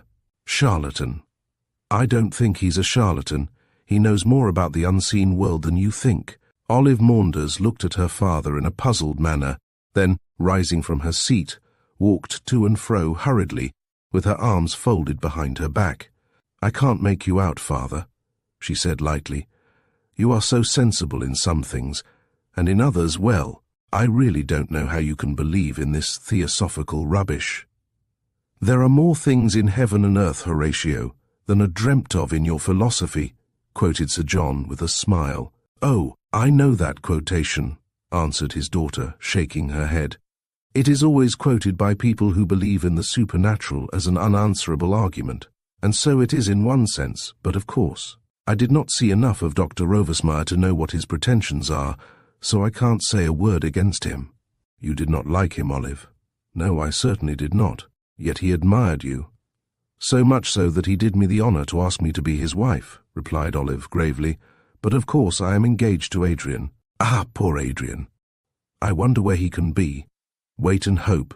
I'm tired of waiting and hoping, said the girl petulantly. There was enough about this affair in the papers already, and I want Adrian to come forward and defend himself from the malicious tongues of busybodies.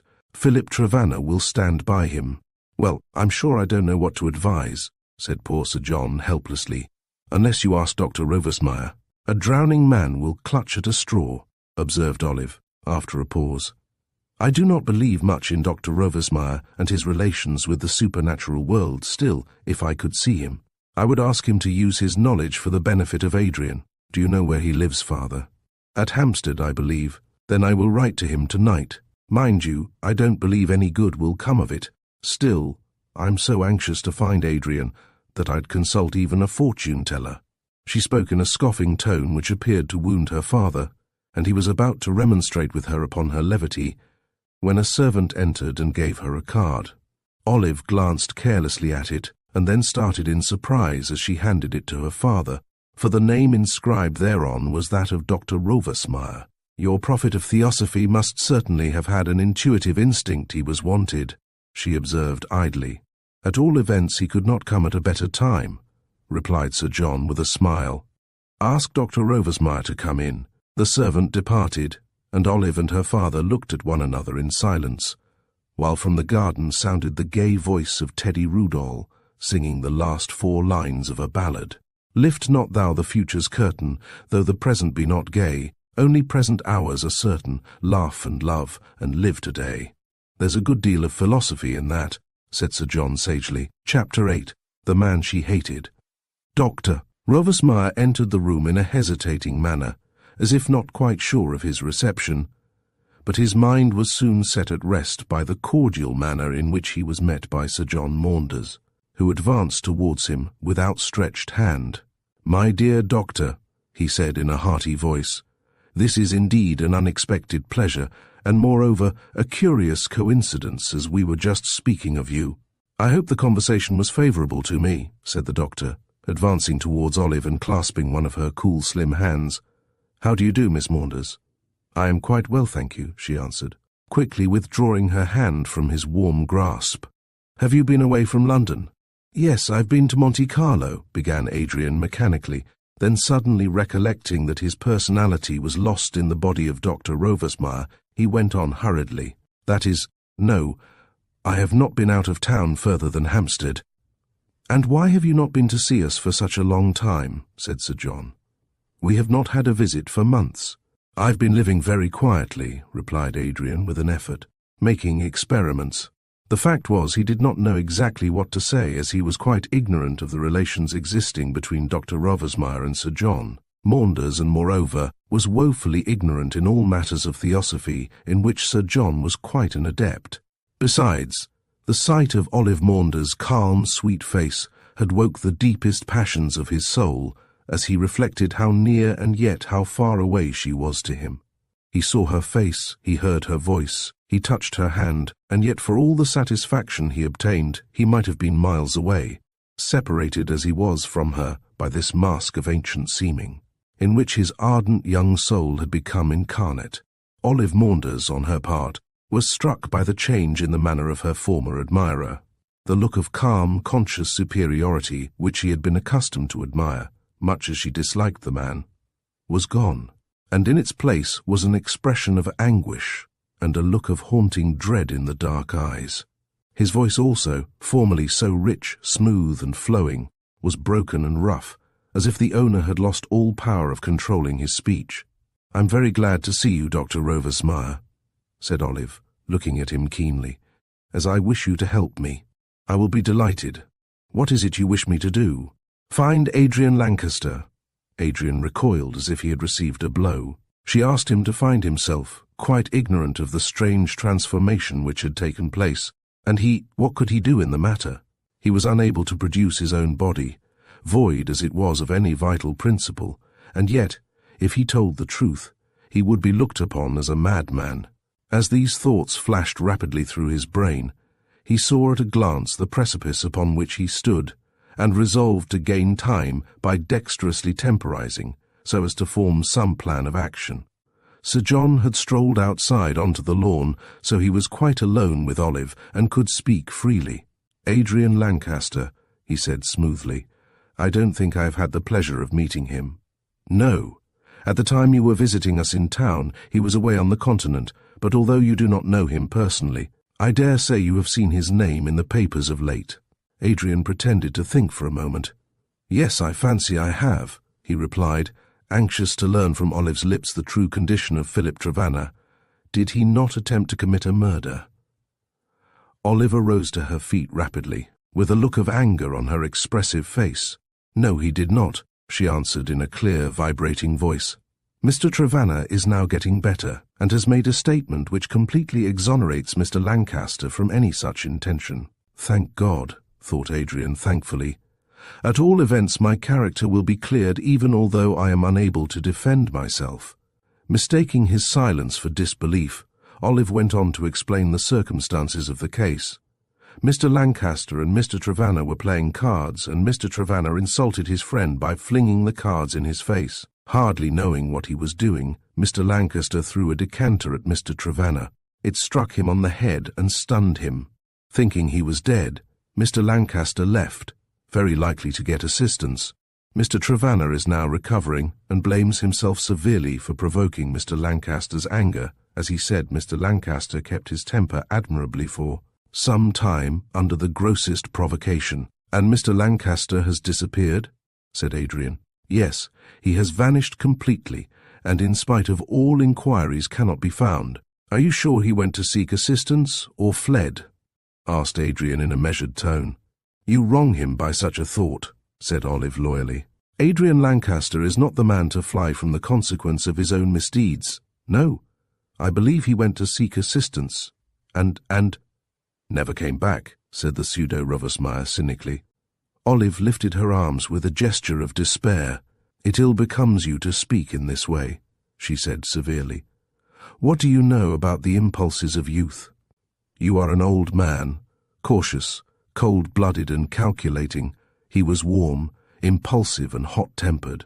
If, in a moment of anger, he thought he had committed a crime, was it therefore a very wonderful thing that he should go away secretly for a period so as to gain time to explain the matter, instead of waiting to be arrested?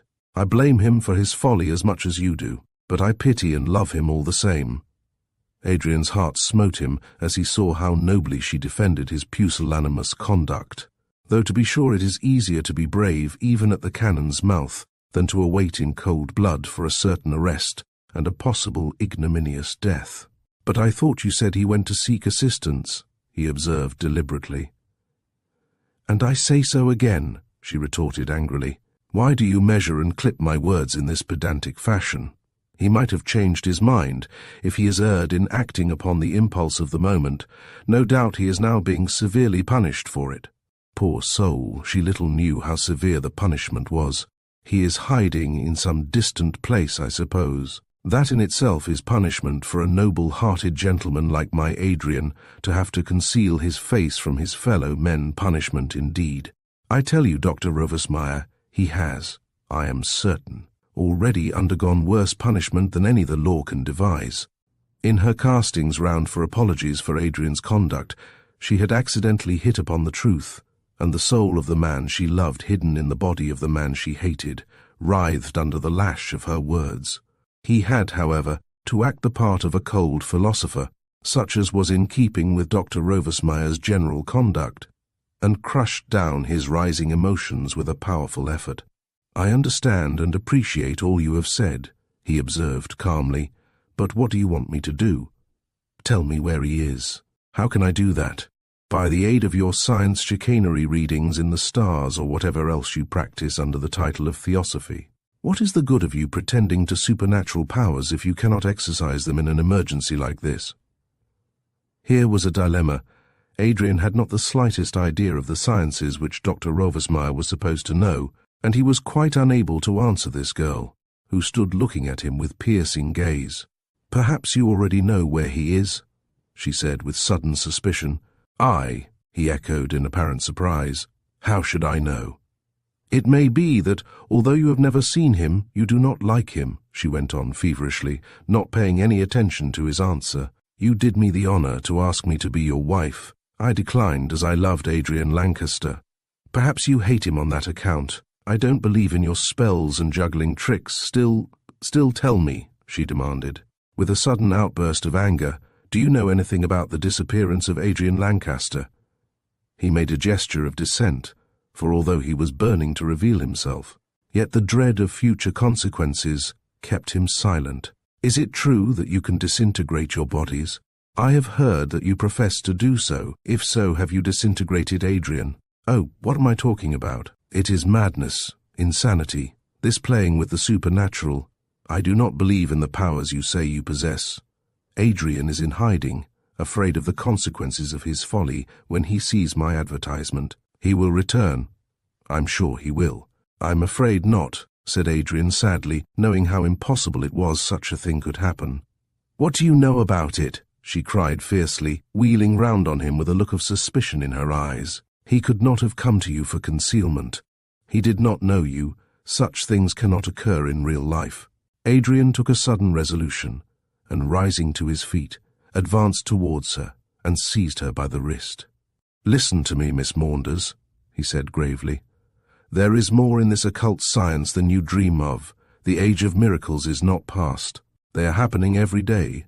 Your lover thought he had committed a crime and disappeared. He vanished into the night, and the darkness hides him. You want to know where he is? I cannot tell you. He has no doubt been punished. As you suggest how, it is impossible to explain, but I will go to work and perchance may restore Adrian Lancaster to your arms." "And your reward for this?" she asked disbelievingly. "Your love," he said softly, forgetting for the moment who he was. Olive Maunders tore herself from his arms with a cry.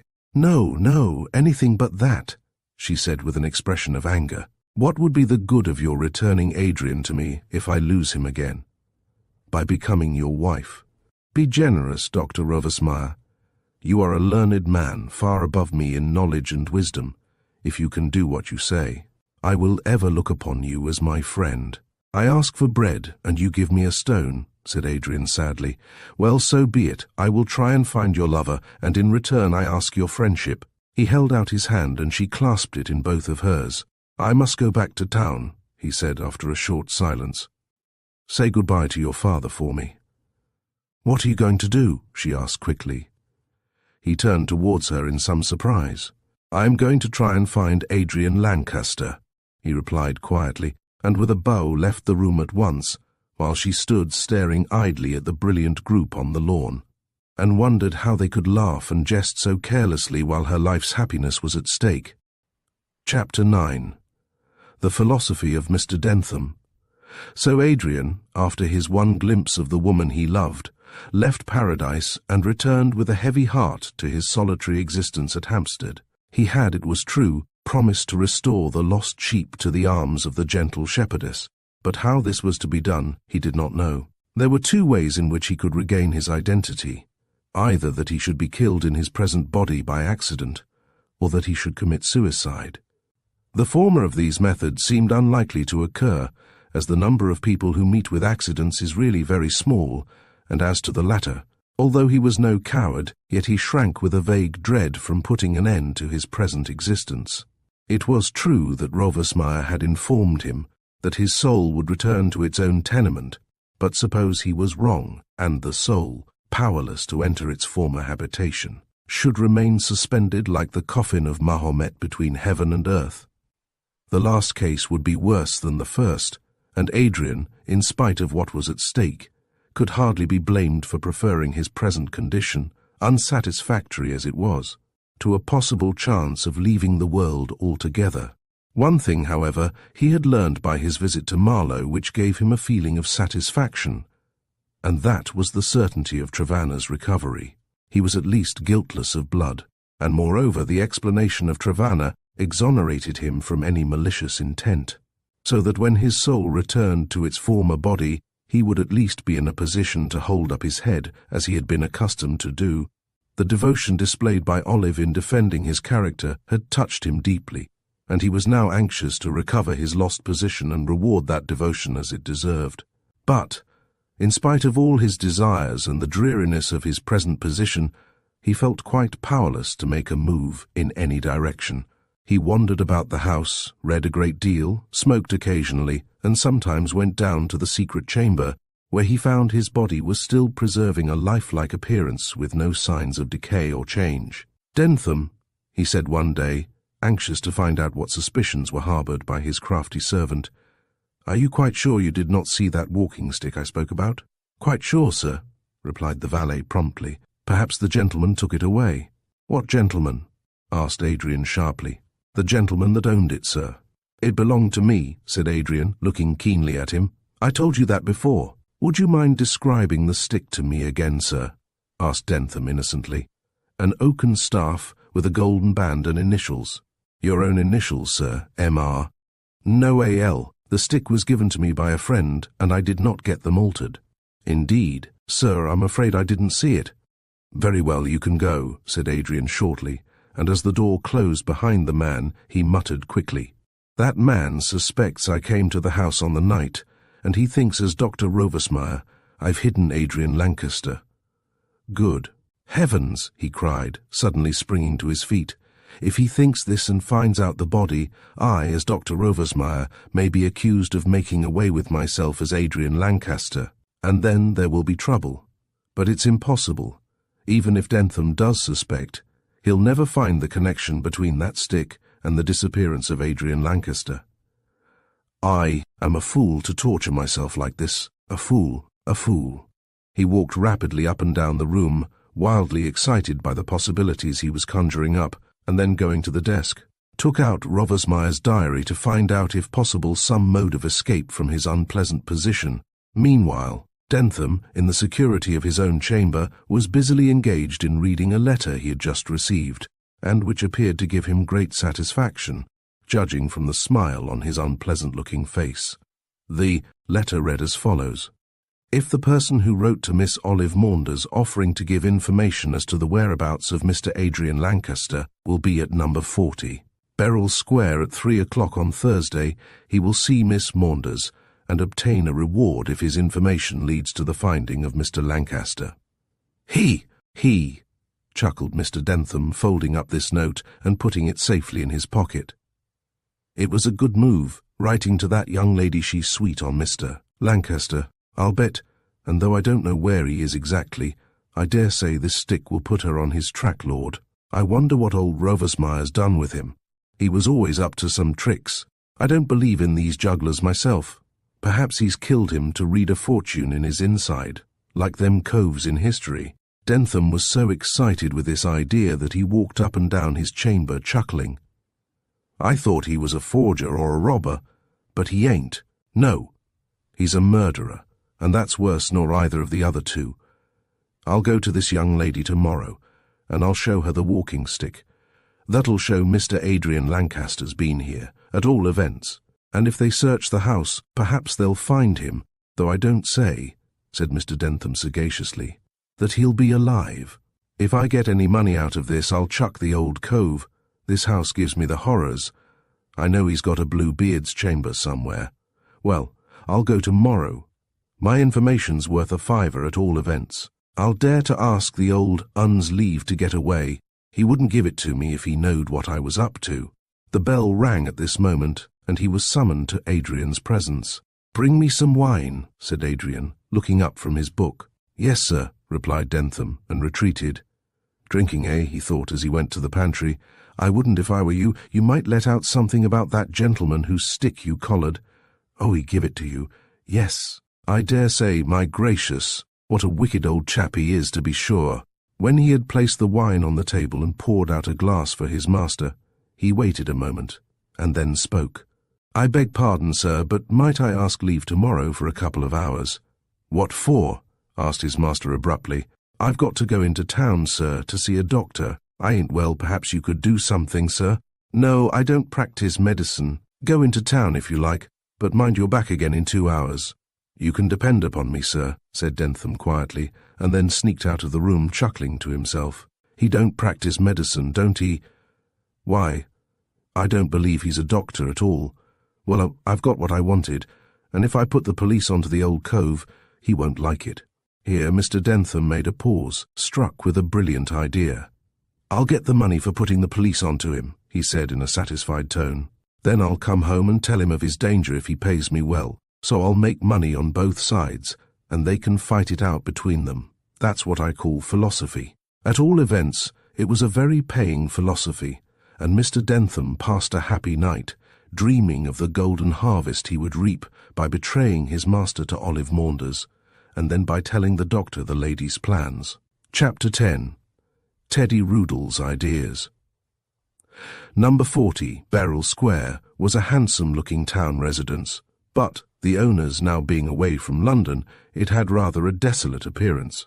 The boxes of brilliant flowers, that had preserved a many-coloured fringe outside the windows, had all been removed, and, the shutters being up, the house had a lonely look, which was infinitely dreary. The old woman, who looked after it in the absence of its owner, was a grimy-looking party of unprepossessing appearance, addicted to the wearing of a crushed crape bonnet, a withered-looking black dress, and a large apron which had once been white. She made a daily tour of inspection through all the deserted rooms, and cherished dire suspicions of crafty burglars hiding behind doors and under couches. Mrs. Bickles was the name of this ancient damsel, but as a matter of fact, she had never been married, but assumed the appellation which she thought was more in keeping with her dignity. This bright July afternoon was the day upon which Dentham was due at 40 Beryl Square to give his information regarding Adrian Lancaster's whereabouts, and Mrs. Bickles was seated in the kitchen, moralizing over a glass of ale and the remnants of the frugal meal which she dignified with the name of luncheon. Like most old people, she was very garrulous, and in default of a better listener, talked to herself when alone, so she ran no chance of interruption, but had it all her own way. "Victuals," moaned Mrs. Bickles, wiping her mouth after a drink of beer, "is that dear as never was. I'm sure it costs a forting to buy as much as 'ud keep a cat alive, and as for summat to drink, what with their billies in Parliament and their chargins out of it, I might as well live in the Sahara Desert."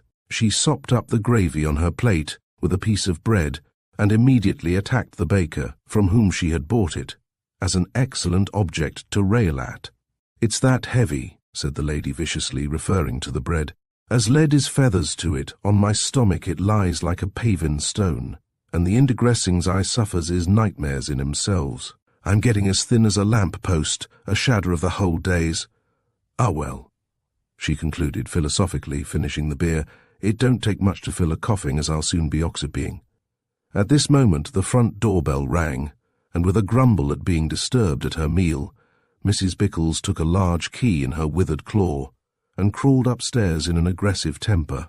"Why can't they holler down the airy?" she whispered, pushing back the bolts from the door. "It's a policeman or a post. I know what, with hurrying up and skipping down, my legs is a-shaking like Aspinalls." She unlocked the door, and threw it open, when, much to her surprise, Olive Maunders stepped inside, followed by a young gentleman dressed in an irreproachable tweed suit, with a flower in his buttonhole and a smile on his face. Mrs. Bickles, with many curtsies, began to apologize for her delay in opening the door, when Olive cut her short in a peremptory manner. "What is the most presentable room in the house?" she asked.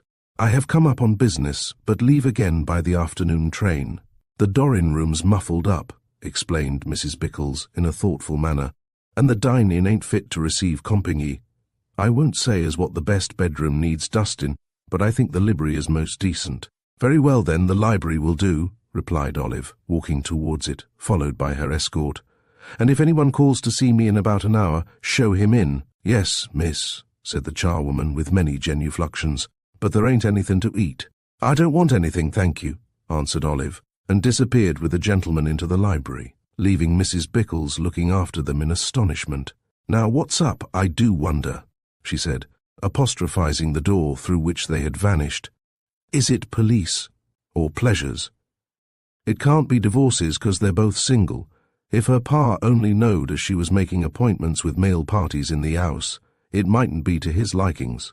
Well, it ain't no business of mine, pursued Mrs. Bickles cheerfully, taking her way down to the nether regions. Their moralses and their quarrelses is their own businesses.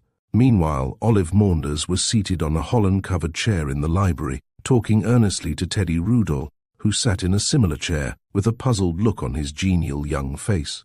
"I want you to understand plainly why I have asked you to come up with me today," explained Olive deliberately. "I put an advertisement in the paper concerning Adrian Lancaster, and it is about that advertisement I am here today." "Has it been answered?" asked Rudall with a look of interest. "Yes, and in extremely bad English too," replied the girl, handing him a scrap of blue paper. "Read it, please, and see what you make of it." Thus adjured, Teddy took the paper and, smoothing it out, read as follows in his slow, languid voice. "The writer of this knows something of Mr. Adrian Lancaster. If there is Muni, he will come and tell all he knows. Without prejudice address D. Manor Court, Yew Street, Hampstead." "Extraordinary document," commented Teddy, handing it back to Olive. "Particularly the last words. I don't know which to admire the most, the legal knowledge or the spelling." "Well, did you answer this?" "I did, and told D, whosoever he or she may be, to call here at 3 o'clock today." "Oh, it's nearly 3 now," said Teddy, glancing at his watch. "And what do you want me to do?" "Depends entirely on what I learn from D," replied Olive, folding up the letter and putting it away. "I did not tell my father, as I don't want to do so, until I find out something definite about Adrian." "I'll be delighted to do anything I can," said Rudall heartily. "I feel awfully sorry for Adrian. It would have been much better if he had stayed and faced it out." "Yes, I suppose so," answered Olive sadly. "But you see, he acted on the impulse of the moment. Adrian was always so impulsive." "Why speak of him in the past tense?" asked Teddy lightly. Olive rose to her feet and, folding her arms behind her back, walked up and down the room slowly. "I suppose I shouldn't," she replied, after a pause. "He is no doubt all right, and only hiding himself till he knows how things are with Mr. Trevanna. Can you blame him?" "Not for pitching into Trevanna," said Rudall coolly. "I don't know anyone with a more aggravating manner than that sweet youth. He admits throwing the cards in Lancaster's face, so I don't wonder Adrian retaliated, but I think it was a pity he did not stay and face it out." "You've said that before," cried Olive angrily. "No doubt, and I dare say I'll say it again," returned Teddy, smiling. "It's my opinion, although I dare say if I were in the same predicament, I should act the same way. But what puzzles me is that Adrian did not himself reply to your advertisement. He knew he'd be quite safe with you, and besides there was a paragraph in several papers stating that Trevanna was getting well and had exonerated him."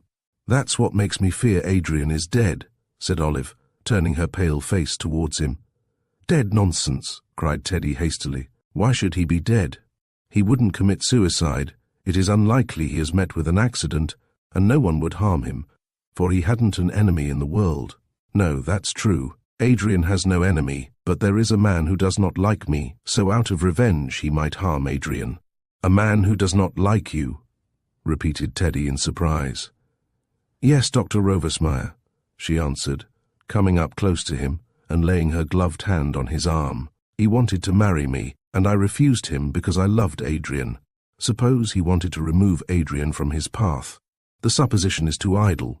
But suppose he did. What then? Do you think he would murder him?" "No," she said in a low voice. "But Dr. Rovesmeyer is a theosophist, a believer in occult science. He comes from India, where they say these people have strange, unholy powers. What if he had lured Adrian to his house at Hampstead and disintegrated his body?" Teddy Rudall smiled at this, for he was a matter-of-fact young man, very sceptical of the powers asserted to be exercised by the theosophists. "That's a lot of nonsense, you know," he said lightly. "That theosophy is all bosh. I've been to lots of their meetings, and it's the same kind of rubbish as table-turning and mesmerism. You surely don't believe in it?" "I did not. But since Adrian has vanished so strangely, I confess I feel a little afraid."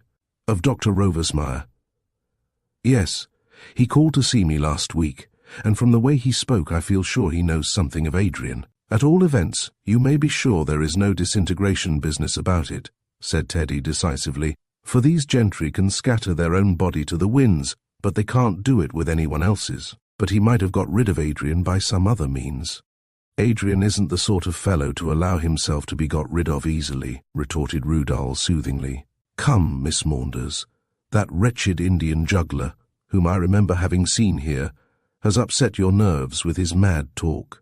I'm certain Adrian is all right, and this D who is coming here today will no doubt be able to tell us where he is. I hope so, began Olive, when suddenly there came a ring at the door, and they looked quickly at one another. Here is the answer to your advertisement, said Teddy gaily. Now then, Miss Maunders, don't bother your head about any theosophy or supernatural interference. We'll soon find out where Adrian is, and give him a good rating for making such a fuss over nothing. Chapter 11. A Modern Judas, being directed to the library by Mrs. Bickles, the gentleman who hid his identity under the letter D, soon made his appearance and, closing the door softly, stood in front of Olive and Teddy with his hat in one hand and in the other a walking stick wrapped up in brown paper. Mr. Dentham looked despicably mean as he stood there with his pinched white face and his closely cropped head of red hair. Neither the lady nor gentleman were impressed with his appearance, and exchanged glances during a silence which Olive was the first to break. I presume this is from you, she said, handing him the note written on blue paper. Yes, Mum, replied Dentham, casting a flickering look on it from under his white eyelashes. I saw the advertisement about Mr. Adrian Lancaster and came to see about it. What do you know about Mr. Lancaster? Asked Teddy sharply. Dentham shot a sudden glance of suspicion at the young man, and then assumed a cringing, fawning air which made Teddy long to kick him. Not much, sir, he replied in his silky voice, but I do know a little. Tell us what you know, said Olive quickly. Having laid down his hat and the brown paper parcel, Dentham's hands were free, and he made use of the opportunity of rubbing them slowly together, speaking meanwhile in a deprecating tone.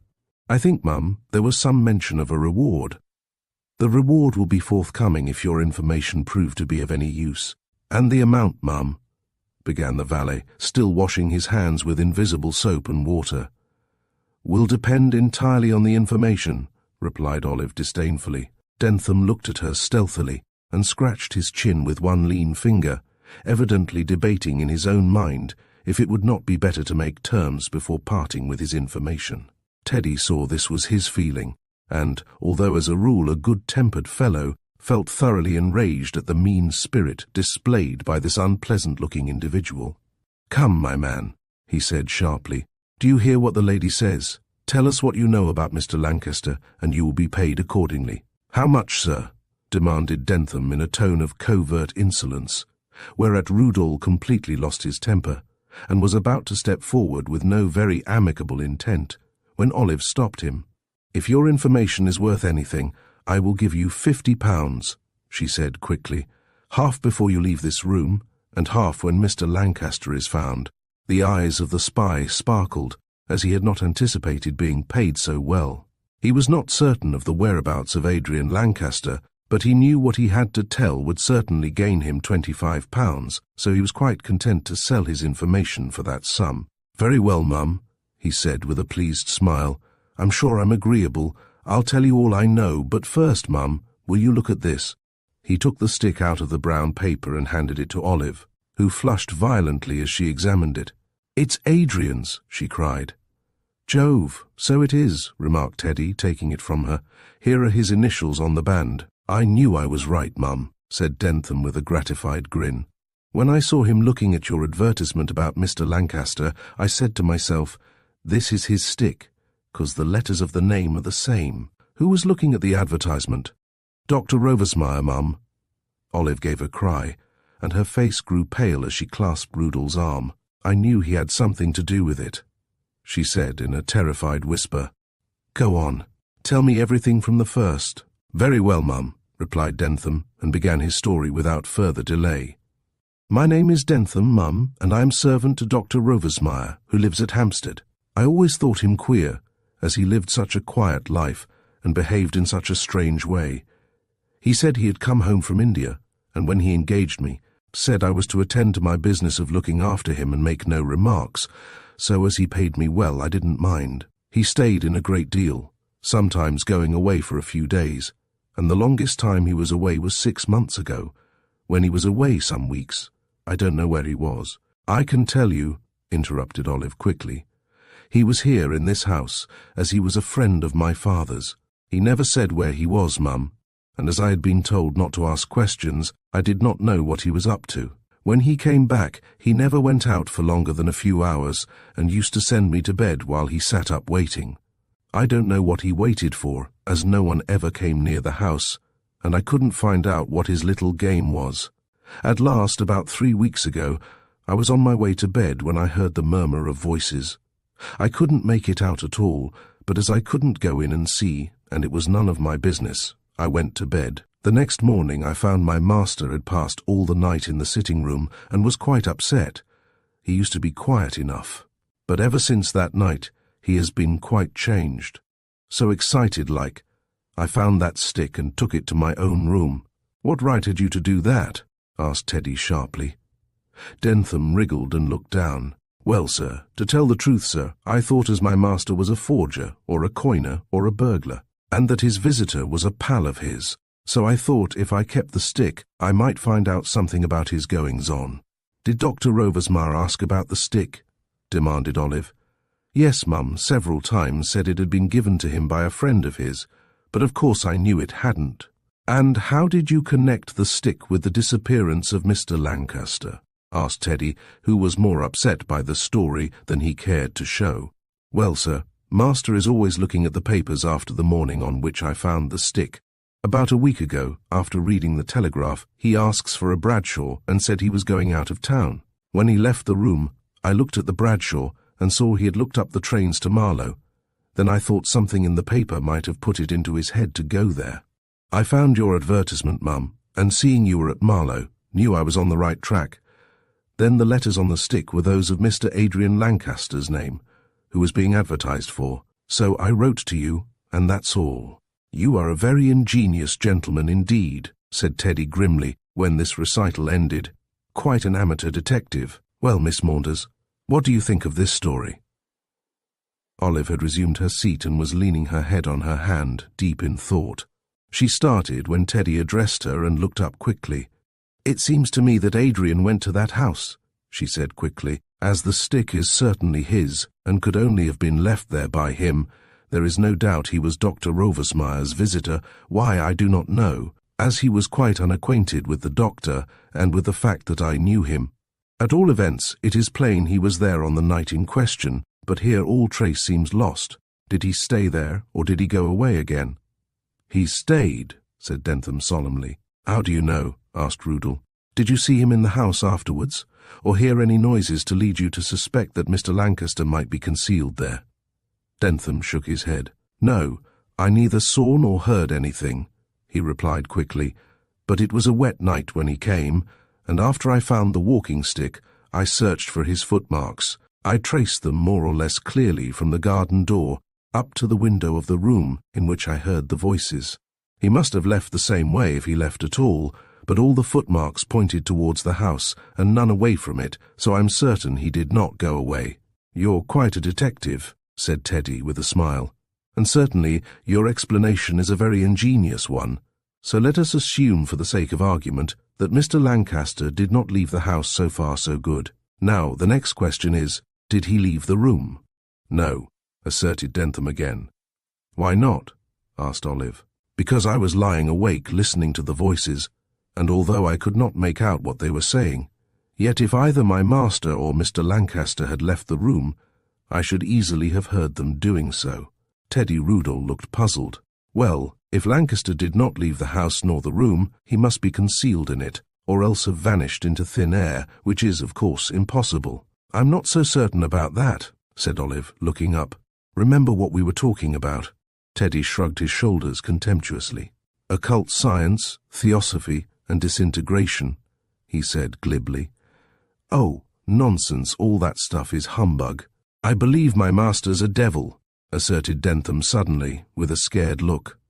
Both the others stared at him in silent astonishment. but there was a look of apprehension on Olive's face that showed that she shared to some extent in the ideas of the servant. "How so?" demanded Teddy with a disbelieving smile. "Because I've left him in the room, sir, and locked all the windows before leaving. Sometimes I've come back and found him gone, with the windows still locked and the shutters up. He couldn't have got out of the windows, and he couldn't clear by the door, because I was generally in the passage and would have seen him. Now, sir," finished Dentham triumphantly, "where did he go to?" "I think the true explanation is this," said Rudolph quietly. "He has some secret chamber or exit in the walls of this special room to which you refer." "Have you examined the walls?" "No, sir." "Then, depend upon it, my theory is a correct one," said Teddy in a complacent tone. "There's a sliding panel or a masked door which either leads to the outside of the house or to some secret room. I think the latter, because if he had let Mr. Lancaster out by the secret way, we should have heard from him long ago. My opinion is that he is keeping Adrian concealed in the hidden room I refer to." "But why?" asked Olive quietly. "You yourself gave me the explanation," said Rudolph quickly. "It is a case of revenge, I fancy. Now, in order to find out anything, we must search this room." "But how, sir?" asked Dentham. "Master never goes away from the house, and we can't look if he's there." "Oh, I can manage that," said Olive decisively.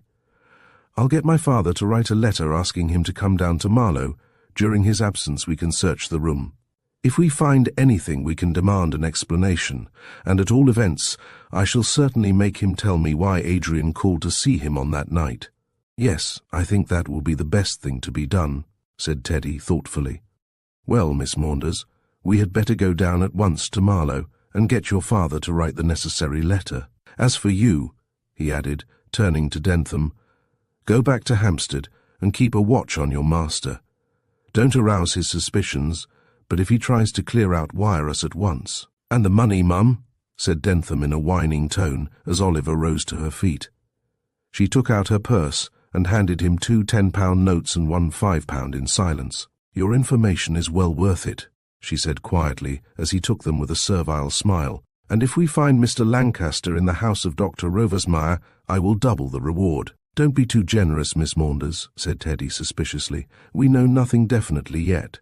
Now we must go to Paddington at once, as there's no time to lose." Olive consented with alacrity, and they left the house, secured a hansom, and were soon on their way to the railway station, leaving Mrs. Bickles to the solitude of the townhouse.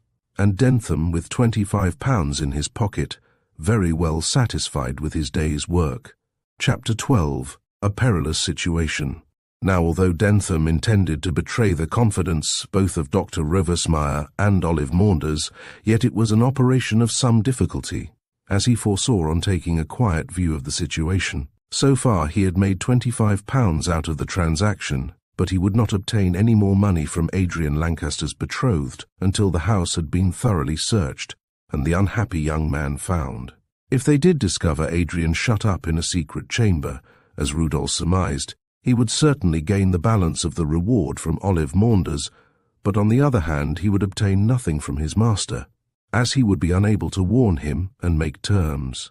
"If he's murdered Mr. Lancaster," mused Dentham to himself as he took his way homeward, "they'll arrest him straight off, and then I won't be able to give him the straight tip, and get paid for it. But then he'll be away from the house if they find anything, so I'll be able to wire the old cove at Marlow, and make an appointment in town. Once I get a hold of him, I'll bleed him freely, or else hand him over to the law. Yes, that's what I'll do. They can't put him in jail straight off, so I'll fix up things with him before they get a chance." Mr. Dentham was quite delighted with his villainous little scheme, and could not help admiring himself for the dexterous way in which he turned things to his own advantage. "She said she'd double the reward," he resumed, referring to Miss Maunders. "Does that mean the 25 or the 50? If she only doubles the 25, I'll only clear £75, but if she means the 50, it will be 125 in my pocket. That will be something on account. And if I can only get another £125 out of the old cove, I'll be able to sit down with 300 clear. That will set me up for life, and not much trouble either. Ah, I knew something would come out of the old cove's way of living. Lord, what a scoundrel he is, to be sure. It's a wicked world, and the old cove's about the worst in it.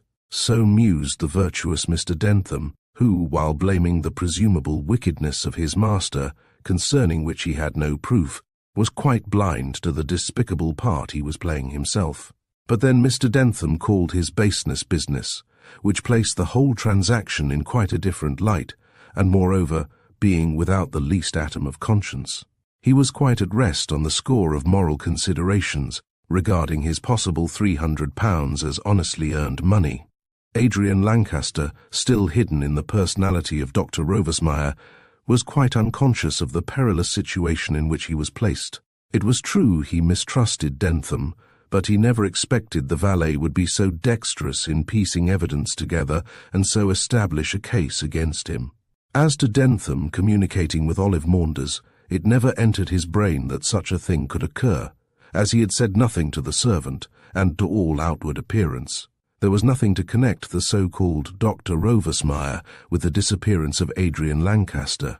The morning after Dentham's satisfactory visit to town, Adrian received a letter from Sir John Maunders asking him to come down to Marlow and stay the night, as he wanted to speak with him on a particular subject. "I know," wrote the cheery baronet, "that you are kept busy with your philosophical studies, but all work and no play makes Jack a dull boy, so if you give us the pleasure of your society for a few hours, I am sure it will do you good. I am sorry to say my daughter will be away during your visit, but may probably return before you take your departure." At this point, Adrian laid down the letter and debated seriously with himself as to whether he should accept the invitation, seeing that Olive would be absent. On the whole, after much consideration, he came to the conclusion that he would do so, as he was now in such a desperate state of mind over the difficulties of his situation that he determined to tell Sir John everything and ask his advice as to his future movements. He was afraid to reveal the secret of his transformation to Olive, as he knew how she scoffed at the powers alleged to be exercised by theosophists, and thought, with a great show of reason, that she would look upon him as a madman. But with Sir John it was very different. As Adrian remembered, he had had a good deal of experience in occult sciences, and knew many strange things which had occurred quite outside the laws of nature, that is, the laws of nature as seen by the world at large. Under these circumstances, he would not deny that such a curious event as the transposition of souls might take place, and Adrian knew he would give him enough proofs of his own life to convince the baronet, however sceptical, that the soul of Adrian Lancaster was really concealed in the body of Dr. Rovesmeyer. Then he would be able to ask Sir John's advice as to the chances of getting rid of Rovesmeyer's body and resuming his own identity. For Sir John was acquainted with many votaries of theosophy who might be able to hit upon some solution of the enigma. Surely among theosophists there could be found someone equal in knowledge to Dr. Rovesmeyer who could undo the harm which had been done, and releasing his soul from this aged body, restore it once more to its proper habitation. Having come to this conclusion, Adrian wrote a letter accepting the invitation, but declined to stay all night as he wanted to get back to his studies. The fact was that he was afraid during his absence something might happen to solve the difficulty, and he was unwilling to be absent should any chance of regaining his freedom present itself. The whole house was permeated with the influence of spirits, for, of course, Dr. Rovesmeyer, during his tenancy of his earthly body, had been constantly visited by his friends of the spirit world. And sometimes a weird feeling would seize Adrian as if he was in the center of a crowd of ethereal beings whose bodies, impalpable and invisible, were pressing around him on all sides. He would have given anything could he have known of some invocation by which to communicate with them and find a means of release from his unpleasant position. But although he read most of the books in the house and all the favorite papers of Dr. Rovesmeyer, no spell or ceremony presented itself by which he could do so. There were times when the strange influence which brooded over the house almost proved too much for his nerves, and he longed to escape from this spirit-haunted atmosphere into the matter-of-fact frivolity of the outside world. By his prolonged fasts, by his terrible ordeals, and his ascetic mode of life, Dr. Rovesmeyer had rendered his body peculiarly sensitive to spiritual influences. And now that he had transferred this body to Adrian, the material soul of the unhappy young man felt strange to the subtle contact he seemed to feel with the unseen world about which he knew absolutely nothing. Dentham, of course, felt nothing, as his soul was too sensual and his body too gross to vibrate or come in contact with spiritual things. But Adrian's body, being strange to him, was not under his control, and he felt as though he stood on neutral ground between two worlds, powerless to leave the one and equally powerless to enter the other. "I'll go mad if this continues," he said to himself as he directed the envelope. "It is like putting a savage to live among people highly cultivated. I feel the influence but cannot respond, so I have all the pain and none of the pleasures. An afternoon at Marlow will do me a lot of good and drive away all this fantasy of moonlight and spirituality." So he sent the letter and told Dentham he was going to leave Hampstead the next day for a visit, at which the valet was highly delighted, and sent off a telegram that evening to Miss Maunders, telling her the house would be able to be searched the following day. Olive, on her part, had told her father nothing of the revelations of Dentham, but had got him to ask Dr. Rovesmeyer down to Marlow, and then intimated her intention of going away. Sir John at first objected to this strange mode of proceeding, but was ultimately overruled by his clever daughter. "I don't know what you mean to do," he grumbled good-naturedly, "but I'll be glad to see Rovesmeyer, who is a very clever man, although you do not seem to like him. Whether I really like him or not depends entirely upon what I learn during the next few days," she replied. "But where are you going to learn anything about Rovesmeyer?" asked her father curiously. "I'll tell you when I come back," responded Olive promptly. "Well, have your own way," said the baronet with a sigh. "You certainly are an enigma." "Of course," said Teddy Rudall, who entered at that moment. "She is a woman, and that answers everything." Chapter 13. A startling discovery. In due time Adrian, feeling depressed and dreary, departed by the early train to Marlow, leaving Dentham in charge of the house at Hampstead. He expected Miss Maunders and Mr. Rudall to call about midday, but, prior to their arrival, made an exploration of the sitting-room on his own account, with a view to finding out, if possible, the secret chamber, which Rudall said must exist. But Dentham, though crafty enough in small villainies, was woefully ill-fitted for such a task, and after an hour's hard work, during which he examined the most unlikely places, gave up the search in disgust. If he had calmly sat down and logically argued the matter out, he might have come to some satisfactory conclusion, but instead of doing this, he hunted about in blind confusion, with the natural result that nothing came of his work. "It's all bosh," muttered Dentham to himself, sitting on a chair and mopping his heated brow. "I don't believe there's any such place. It's my opinion the old cove's killed Mr. Lancaster and hid his body in the garden." His meditations were brought to an end by the arrival of Olive and Teddy Rudall, both of whom were in a state of suppressed excitement as to the issue of their plan to examine the house during the absence of its owner. "I say, you know," said Rudall, when they were seated in the room for a rest preparatory to beginning their search, "we've no right to do this sort of thing without a search warrant." "Oh, that doesn't matter," replied Olive, with that sublime disregard for the majesty of the law which the feminine sex sometimes display. "Dr. Rovesmeyer will never know anything about it, unless we find something, and then he'll have enough to do in clearing himself, without bothering about the search." "You don't think he'll come up unbeknown, Mum?" asked Dentham uneasily, for he had a wholesome dread of his mysterious master. "No, you can set your mind at rest on that point," said Olive decisively. "He has no suspicions of our visit here, and will stay down at Marlow till the evening. Even if he did wish to return, he could not arrive back here for at least 2 hours, and that will give us plenty of time." "I hope so, Mum," answered Dentham respectfully, rubbing his hands together. "But it's like looking for a needle in a bundle of hay. I've hunted everywhere in the room, and can't find any signs of a secret door." "No doubt you went blindly to work, without considering the situation," said Teddy cheerfully. "The first thing to be ascertained is how this room lies." "What do you mean, sir?" asked Dentham in a puzzled tone.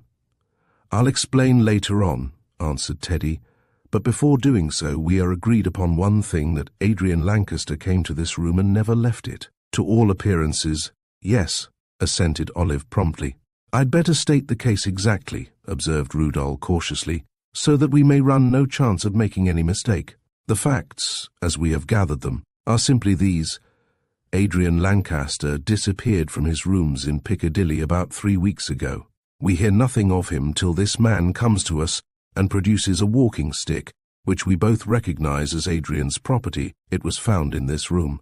So the presumption is that on the night of his disappearance, Adrian was here. Dentham heard the murmur of voices and asserts positively that Lancaster could not have left the room by that door leading to the passage, or he would have heard him. Yes, easily, said Dentham emphatically. On the other hand, resumed Teddy learnedly, the night in question was wet, and Dentham traced Lancaster's footsteps more or less clearly from the garden door to that window which leads on to the lawn. But, although he looked carefully, he could find no footmarks leading away from the house, so that, having left neither by the door nor the window, it stands to reason he could not have gone at all. Under these circumstances, the most logical conclusion is that he did not leave this room. We cannot see him, and, as none of us are foolish enough to believe in the theory of disintegration, he must be concealed somewhere in a secret chamber, the entrance to which is from this room. Now what we have to do is to find this entrance. Yes, but how? Asked Dentham dispiritedly. First by finding out the position of this room, said Teddy, rising to his feet and glancing round. 2 sides of it are bounded by the outside walls, and as they do not appear to me to be thick enough to contain any hiding place, we may be certain that the secret door can be in neither of them. The 3rd wall stands between this room and the passage, so that the same objection applies. Now what about the 4th wall in the centre of which is built the chimney? There is a room beyond the same as this, explained Dentham. In that case, the objection applies to the whole 4 walls, said Rudolph ruefully. What about the roof? My bedroom is above it. Humph! In that case, Lancaster cannot certainly have gone heavenward, and the floor. There's a cellar below this. A cellar? Ejaculated Teddy thoughtfully. That looks more promising. Let us examine the cellar. I think it would be better to look at the floor first, suggested Olive, for Adrian can't have got into the cellar without some mode of exit. The floor was of polished wood, consisting of narrow planks laid horizontally, and these were partly covered here and there with Turkish mats. Collecting these in a heap, Teddy and Dentham made a thorough examination, but were quite unable to find any trapdoor through which entrance could have been gained into the cellar. Is the cellar open to anyone? Asked Rudel, rising to his feet and dusting the knees of his trousers. Yes, sir, answered Dentham quickly. I'm out and in it a dozen times a day. There's wood and coal stored there. Doesn't seem much use examining the cellar. In that case, I fail to see that there can be any secret hiding place, said Olive in despair. You are quite sure, Dentham, you did not hear the doctor or Mr. Lancaster leave the room? Quite sure, Mum, replied Dentham decisively. My room is above, but I wasn't in it, as I came out and looked over the stairs. So, if either of 'em left the room, I'd have seen as well as heard. Then, observed Olive disconsolately, this disintegration theory is all bosh, interrupted Teddy angrily. I don't believe in theosophy, and as I told you, even if they can disintegrate bodies, they can only meddle with their own, and not with those of other people. There must be some secret hiding place to which the entrance is. From this room. But where? Demanded Olive. Walls, roof, and floor all give no clue. Teddy fastened his eyes upon the chimney. What about the fireplace? He asked, going over to it and surveying its cumbersome proportions. Oh, there's nothing there, sir, said Dentham with a wriggle of scorn. I don't know so much about that, replied Teddy. See, there's a half-burnt candle on the mantelpiece. He always had a candle, said Dentham, referring to his master. Why, I don't know, as there was lots of gaslight. Always had a candle, murmured Rudel thoughtfully. Humph, I dare say it was to light the way to the lower regions. What is under the flooring of the next room? He added, turning to Dentham. Nothing, sir, except earth. The cellar below here was dug out, I think, sir. Teddy gave a cry of delight. Then depend upon it, there is a secret chamber under the next room, and the entrance to it is from this chimney-piece. Impossible, said Olive, rising and coming forward. It's the most reasonable explanation I can offer at all events, said Teddy. Suppose we examine the fireplace. Dentham and Miss Maunders, now very much excited at the chance of a possible discovery, assisted, and Teddy, began to make a minute inspection of the fireplace. It consisted of an ordinary steel grate, surrounded by a bordering of encaustic tiles, and the mantelpiece was a heavy oaken one, elaborately carved with fruit and flowers. Although Teddy pushed and shook the grate, it remained immovable, and there certainly seemed no possibility that such a heavy mass could be moved at all. "Perhaps there's a spring," suggested Olive, and began to feel among the carvings of the mantelpiece with deft fingers.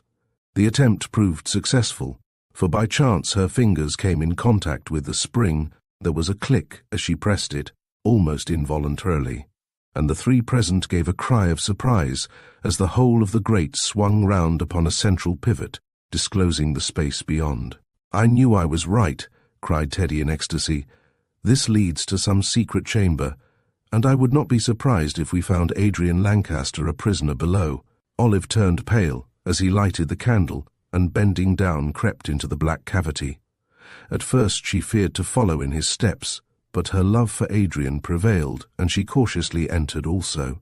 Dentham, who was shaking in every limb with terror at this strange discovery, remained in the room, but when Teddy and his companion disappeared down the narrow steps, his curiosity got the better of his fear, and he groped his way in the same direction. "Is this the secret chamber?" asked Olive in a disappointed tone when they found themselves in the square vault. "I don't think so," replied Teddy doubtfully, holding the candle above his head. "Or surely Roversmeyer would have made it more comfortable." "There may be another door," suggested Miss Maunders hopefully. "Examine the walls." Teddy did so, and running his hand rapidly down on the smooth surface of the stone, he felt a round button which he pressed with all his strength, and immediately the blank wall before them seemed to disappear, showing only a dense black space. "Dentham," cried Teddy on seeing this, "go and get more candles or a lamp," upon which Dentham sped rapidly up the steps without being required to be told twice. "Adrian," cried Olive, peering forward into the darkness, dimly lighted by the glimmer of the candle. "Are you there?" No voice answered, and in vague terror the girl caught Teddy by the hand. "Oh, do you think he is dead?" she whispered. "I don't know," he replied blankly. "Perhaps he is not here, or there may be some more doors to open. See, here is Dentham, with 2 more lights." Olive took one of the candles, and headed by Teddy, the little band went forward along the narrow passage, and at length found themselves in the circular vault, which looked weird and spectral-looking, with its strange decorations. "Looks like the cave of a magician," said Teddy, slowly waving his light to and fro. "Hullo, what's up?" His sudden exclamation was caused by Dentham, who had dropped his candle, and with chattering teeth, shaking limbs and pale face, pointed to a dark form extended on a couch. With a cry of terror, Olive rushed forward and held the light close to the figure's face, and fell on her knees with a shriek. "It's Adrian, and he's dead." "Dead?" echoed Rudel in an awed tone. "Impossible." "No, it's true, quite true," she shrieked, setting her candle down on the floor. "His limbs are cold, his eyes are closed, and I can't feel his heart beat." "Roversmeyer may have thrown him into a trance," said Rudel reassuringly, who in the face of this strange discovery was willing now to credit Roversmeyer with all kinds of superhuman powers. "Here, Miss Maunders, take up your candle and hold mine, Dentham, and myself will carry Adrian upstairs to the light." Almost overcome by grief, Olive was yet sufficiently mistress of herself to do what he asked, and arose to her feet, holding a light in each hand, while the tears she was unable to wipe away streamed down her pale face. "Come on," said Teddy, seeing that Dentham, overcome with fear, made no move. "Take Mr. Lancaster by the head." "I dare not," whispered Dentham, shrinking back. "He's dead." "How do you know he is dead?" said Rudel angrily. "He may be only in a trance. Do what I tell you, or I'll thrash you within an inch of your life." On hearing this, Dentham, with manifest reluctance, did as he was told, but gave a shudder of fear as he seized the inert feet of the figure on the couch. Teddy held up the head, and, preceded by Olive with the lights, the 2 men with great difficulty managed to carry the body upstairs to the sitting-room. Olive's courage sustained her thus far, but when she saw Adrian's body lying on the floor stiff and cold, she let the candles fall from her hands and flung herself down in a paroxysm of sorrow.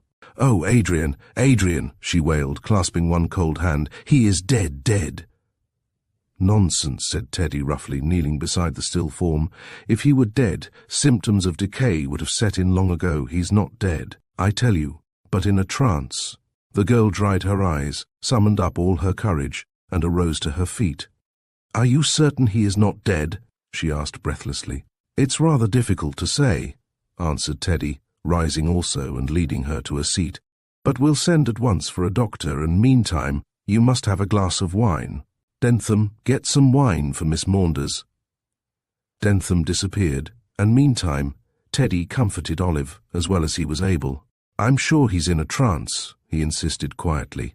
"Look how firm and healthy the flesh looks. If he were really dead, he would not look like this after 3 weeks." Here Dentham returned with the wine, and Teddy made the girl take a good glass of it. "Dentham," he said, when Olive grew more composed, "go down to the police station and send the police here. Then come back with a doctor as hard as you can." Dentham took the money Teddy held out towards him, and putting on his hat, left the house chuckling quietly to himself. "Yes, I'll get the police and the doctor," he muttered, as he walked rapidly down the road.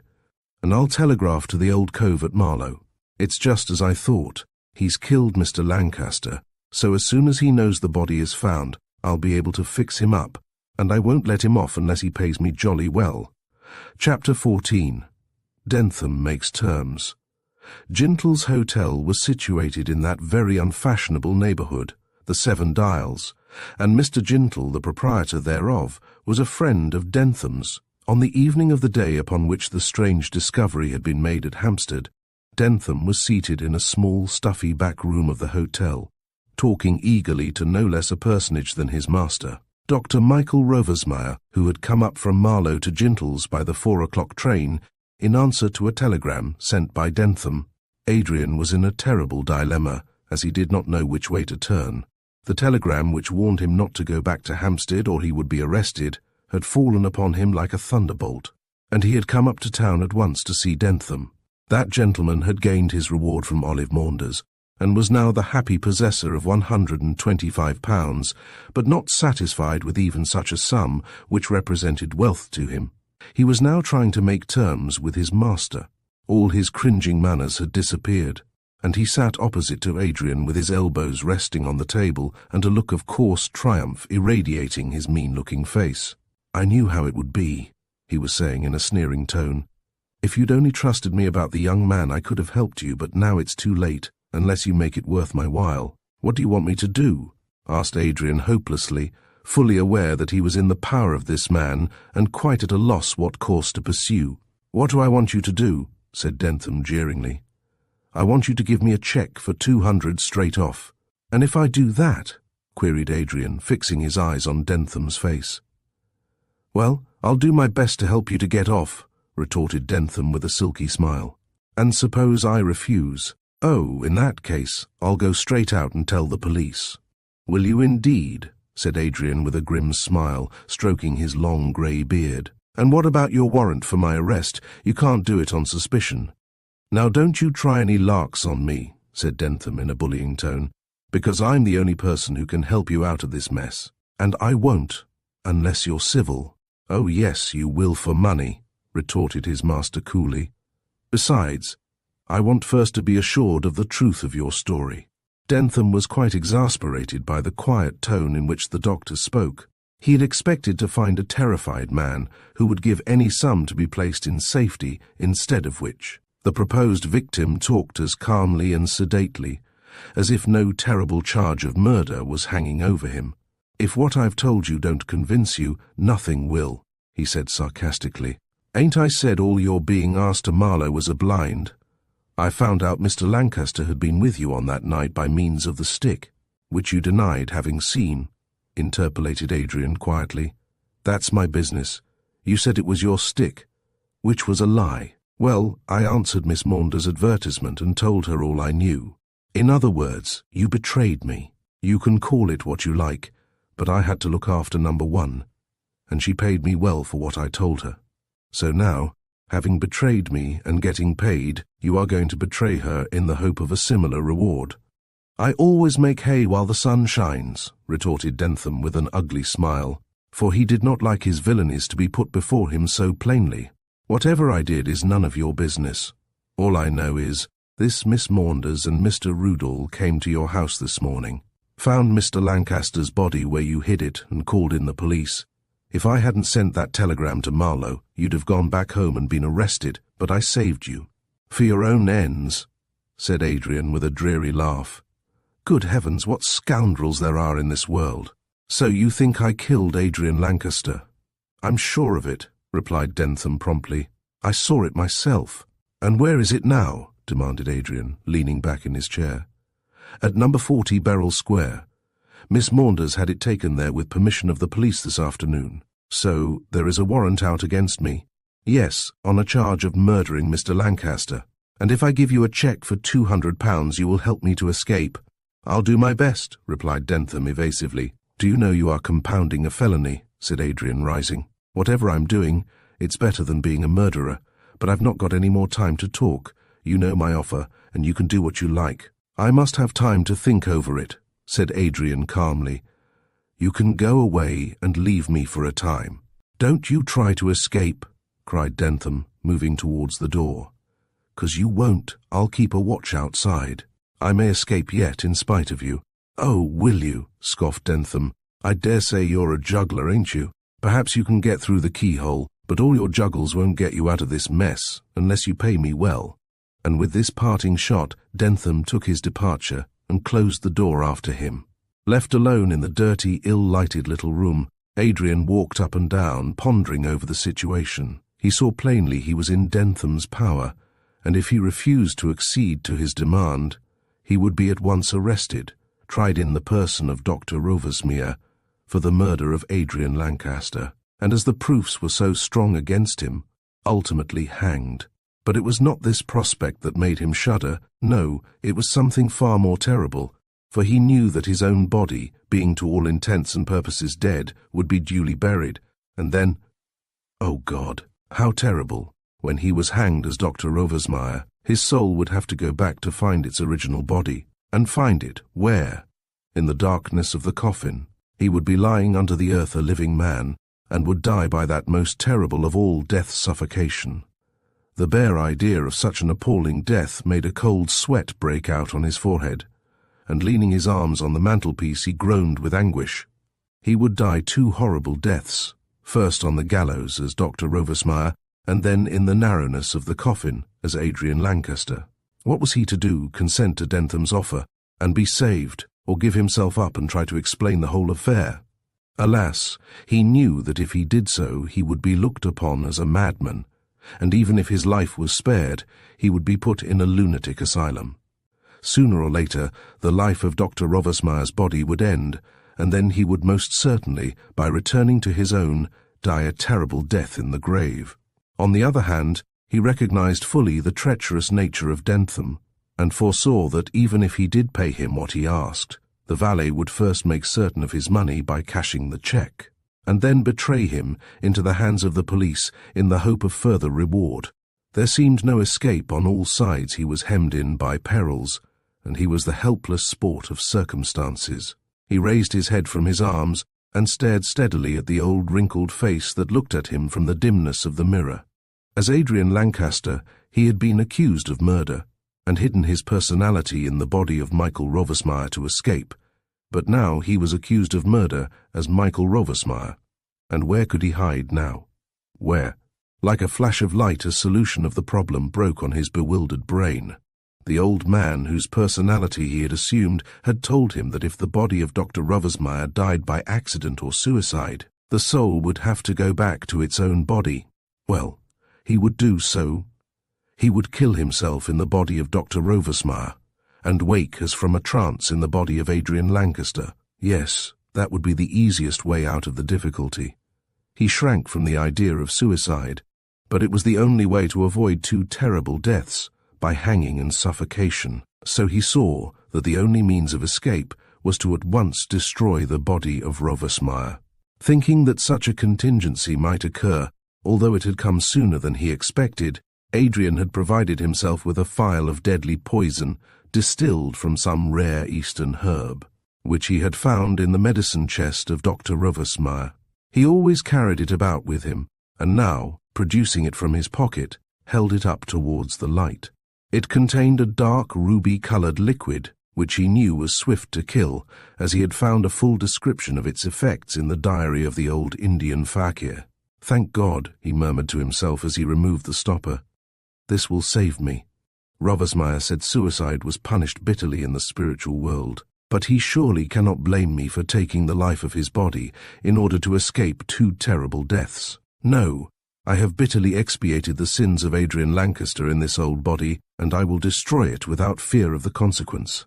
It will at least restore me to my proper self and to the arms of the woman I love. At this moment, the door was pushed roughly open, and Dentham made his appearance in swaggering triumph. "Well," he said, rubbing his lean hands together, "have you made up your mind?" "Yes, I have," answered Adrian, holding the file closely in his hand. "I have made up my mind not to give a scoundrel like you 1 penny.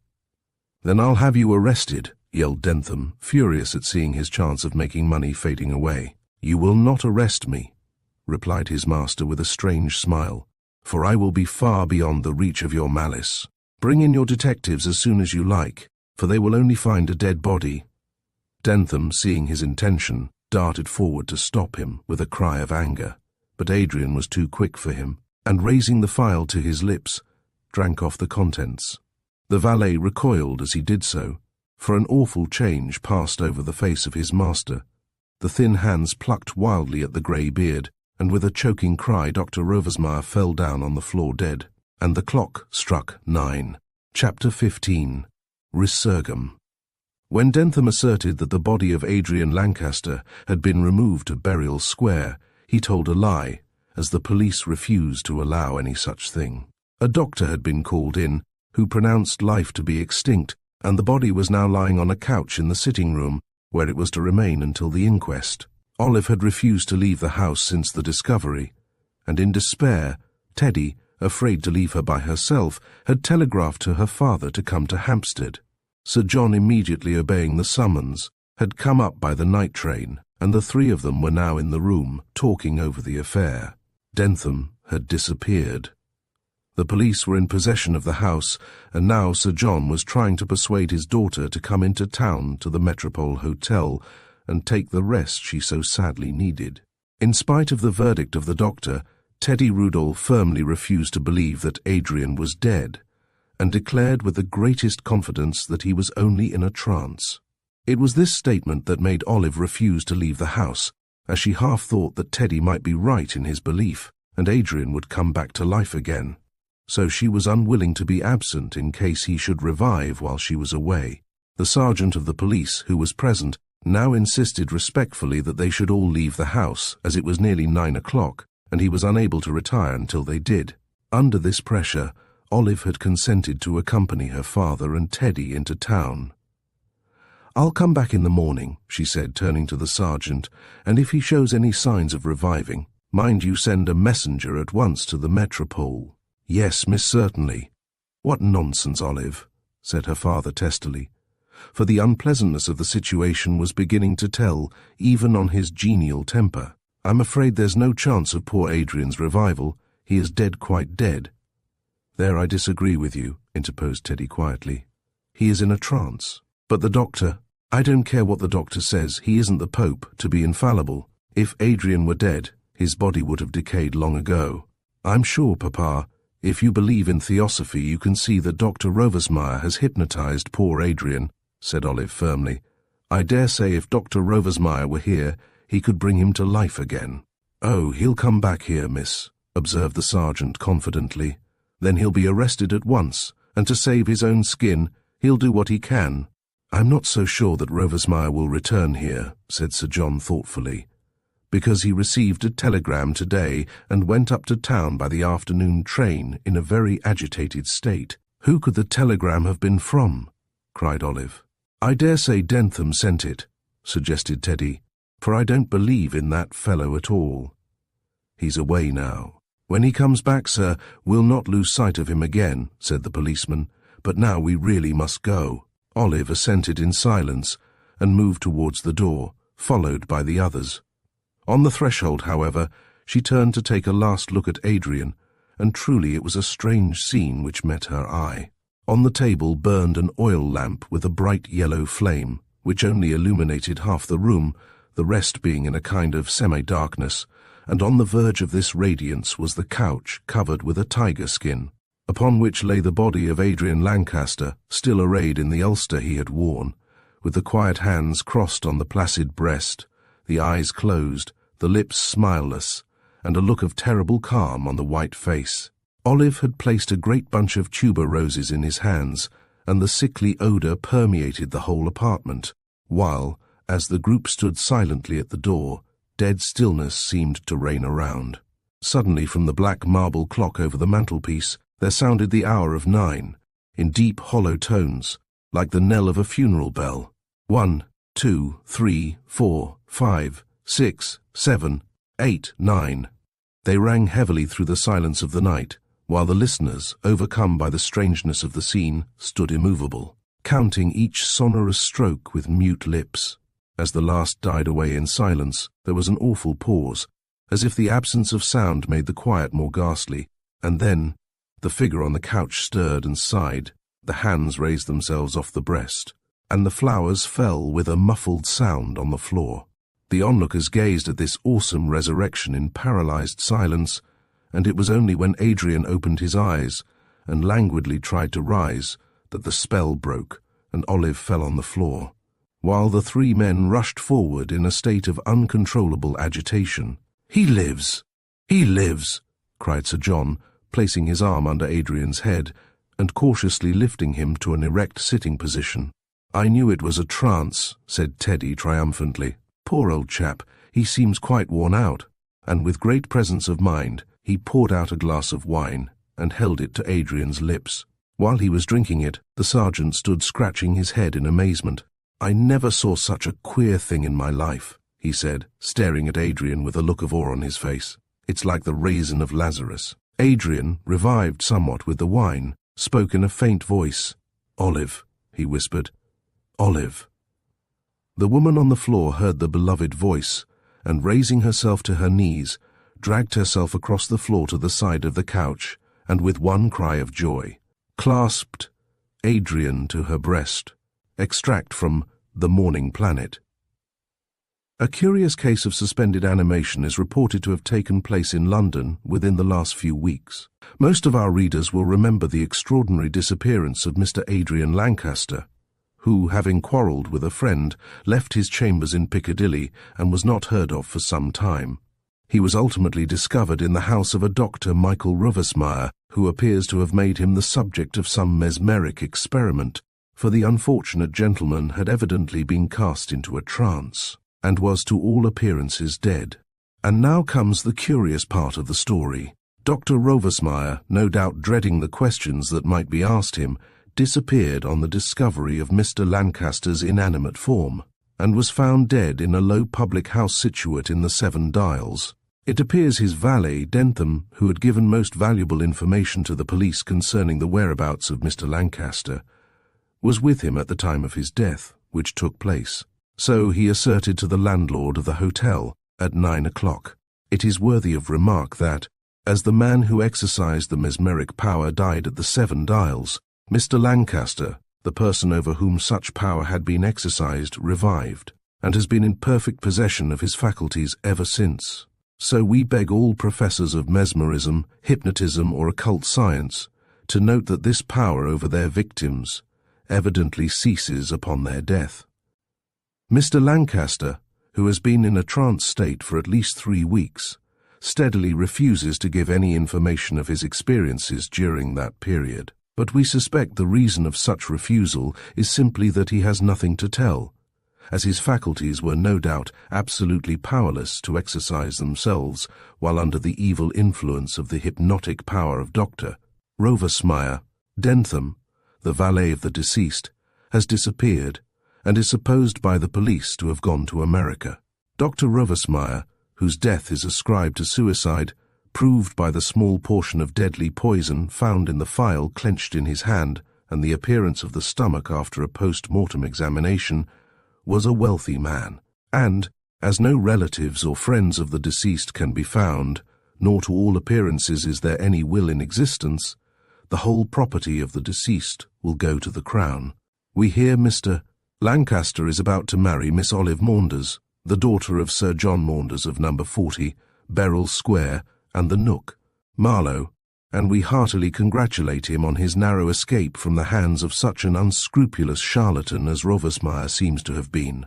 So far the oracle of the press, but no one ever knew the real truth except Olive, to whom Adrian told the whole story, and in spite of her skepticism she was forced to believe, if not the whole, at least a portion of the strange recital. With Philip Trevanna, who was indirectly the cause of all his strange experiences, Adrian became good friends, so much so that Mr. Trevanna acted as his best man, and in conjunction with Teddy Rudall, saw the bridal pair off to Dover, from whence they departed to the continent for their honeymoon.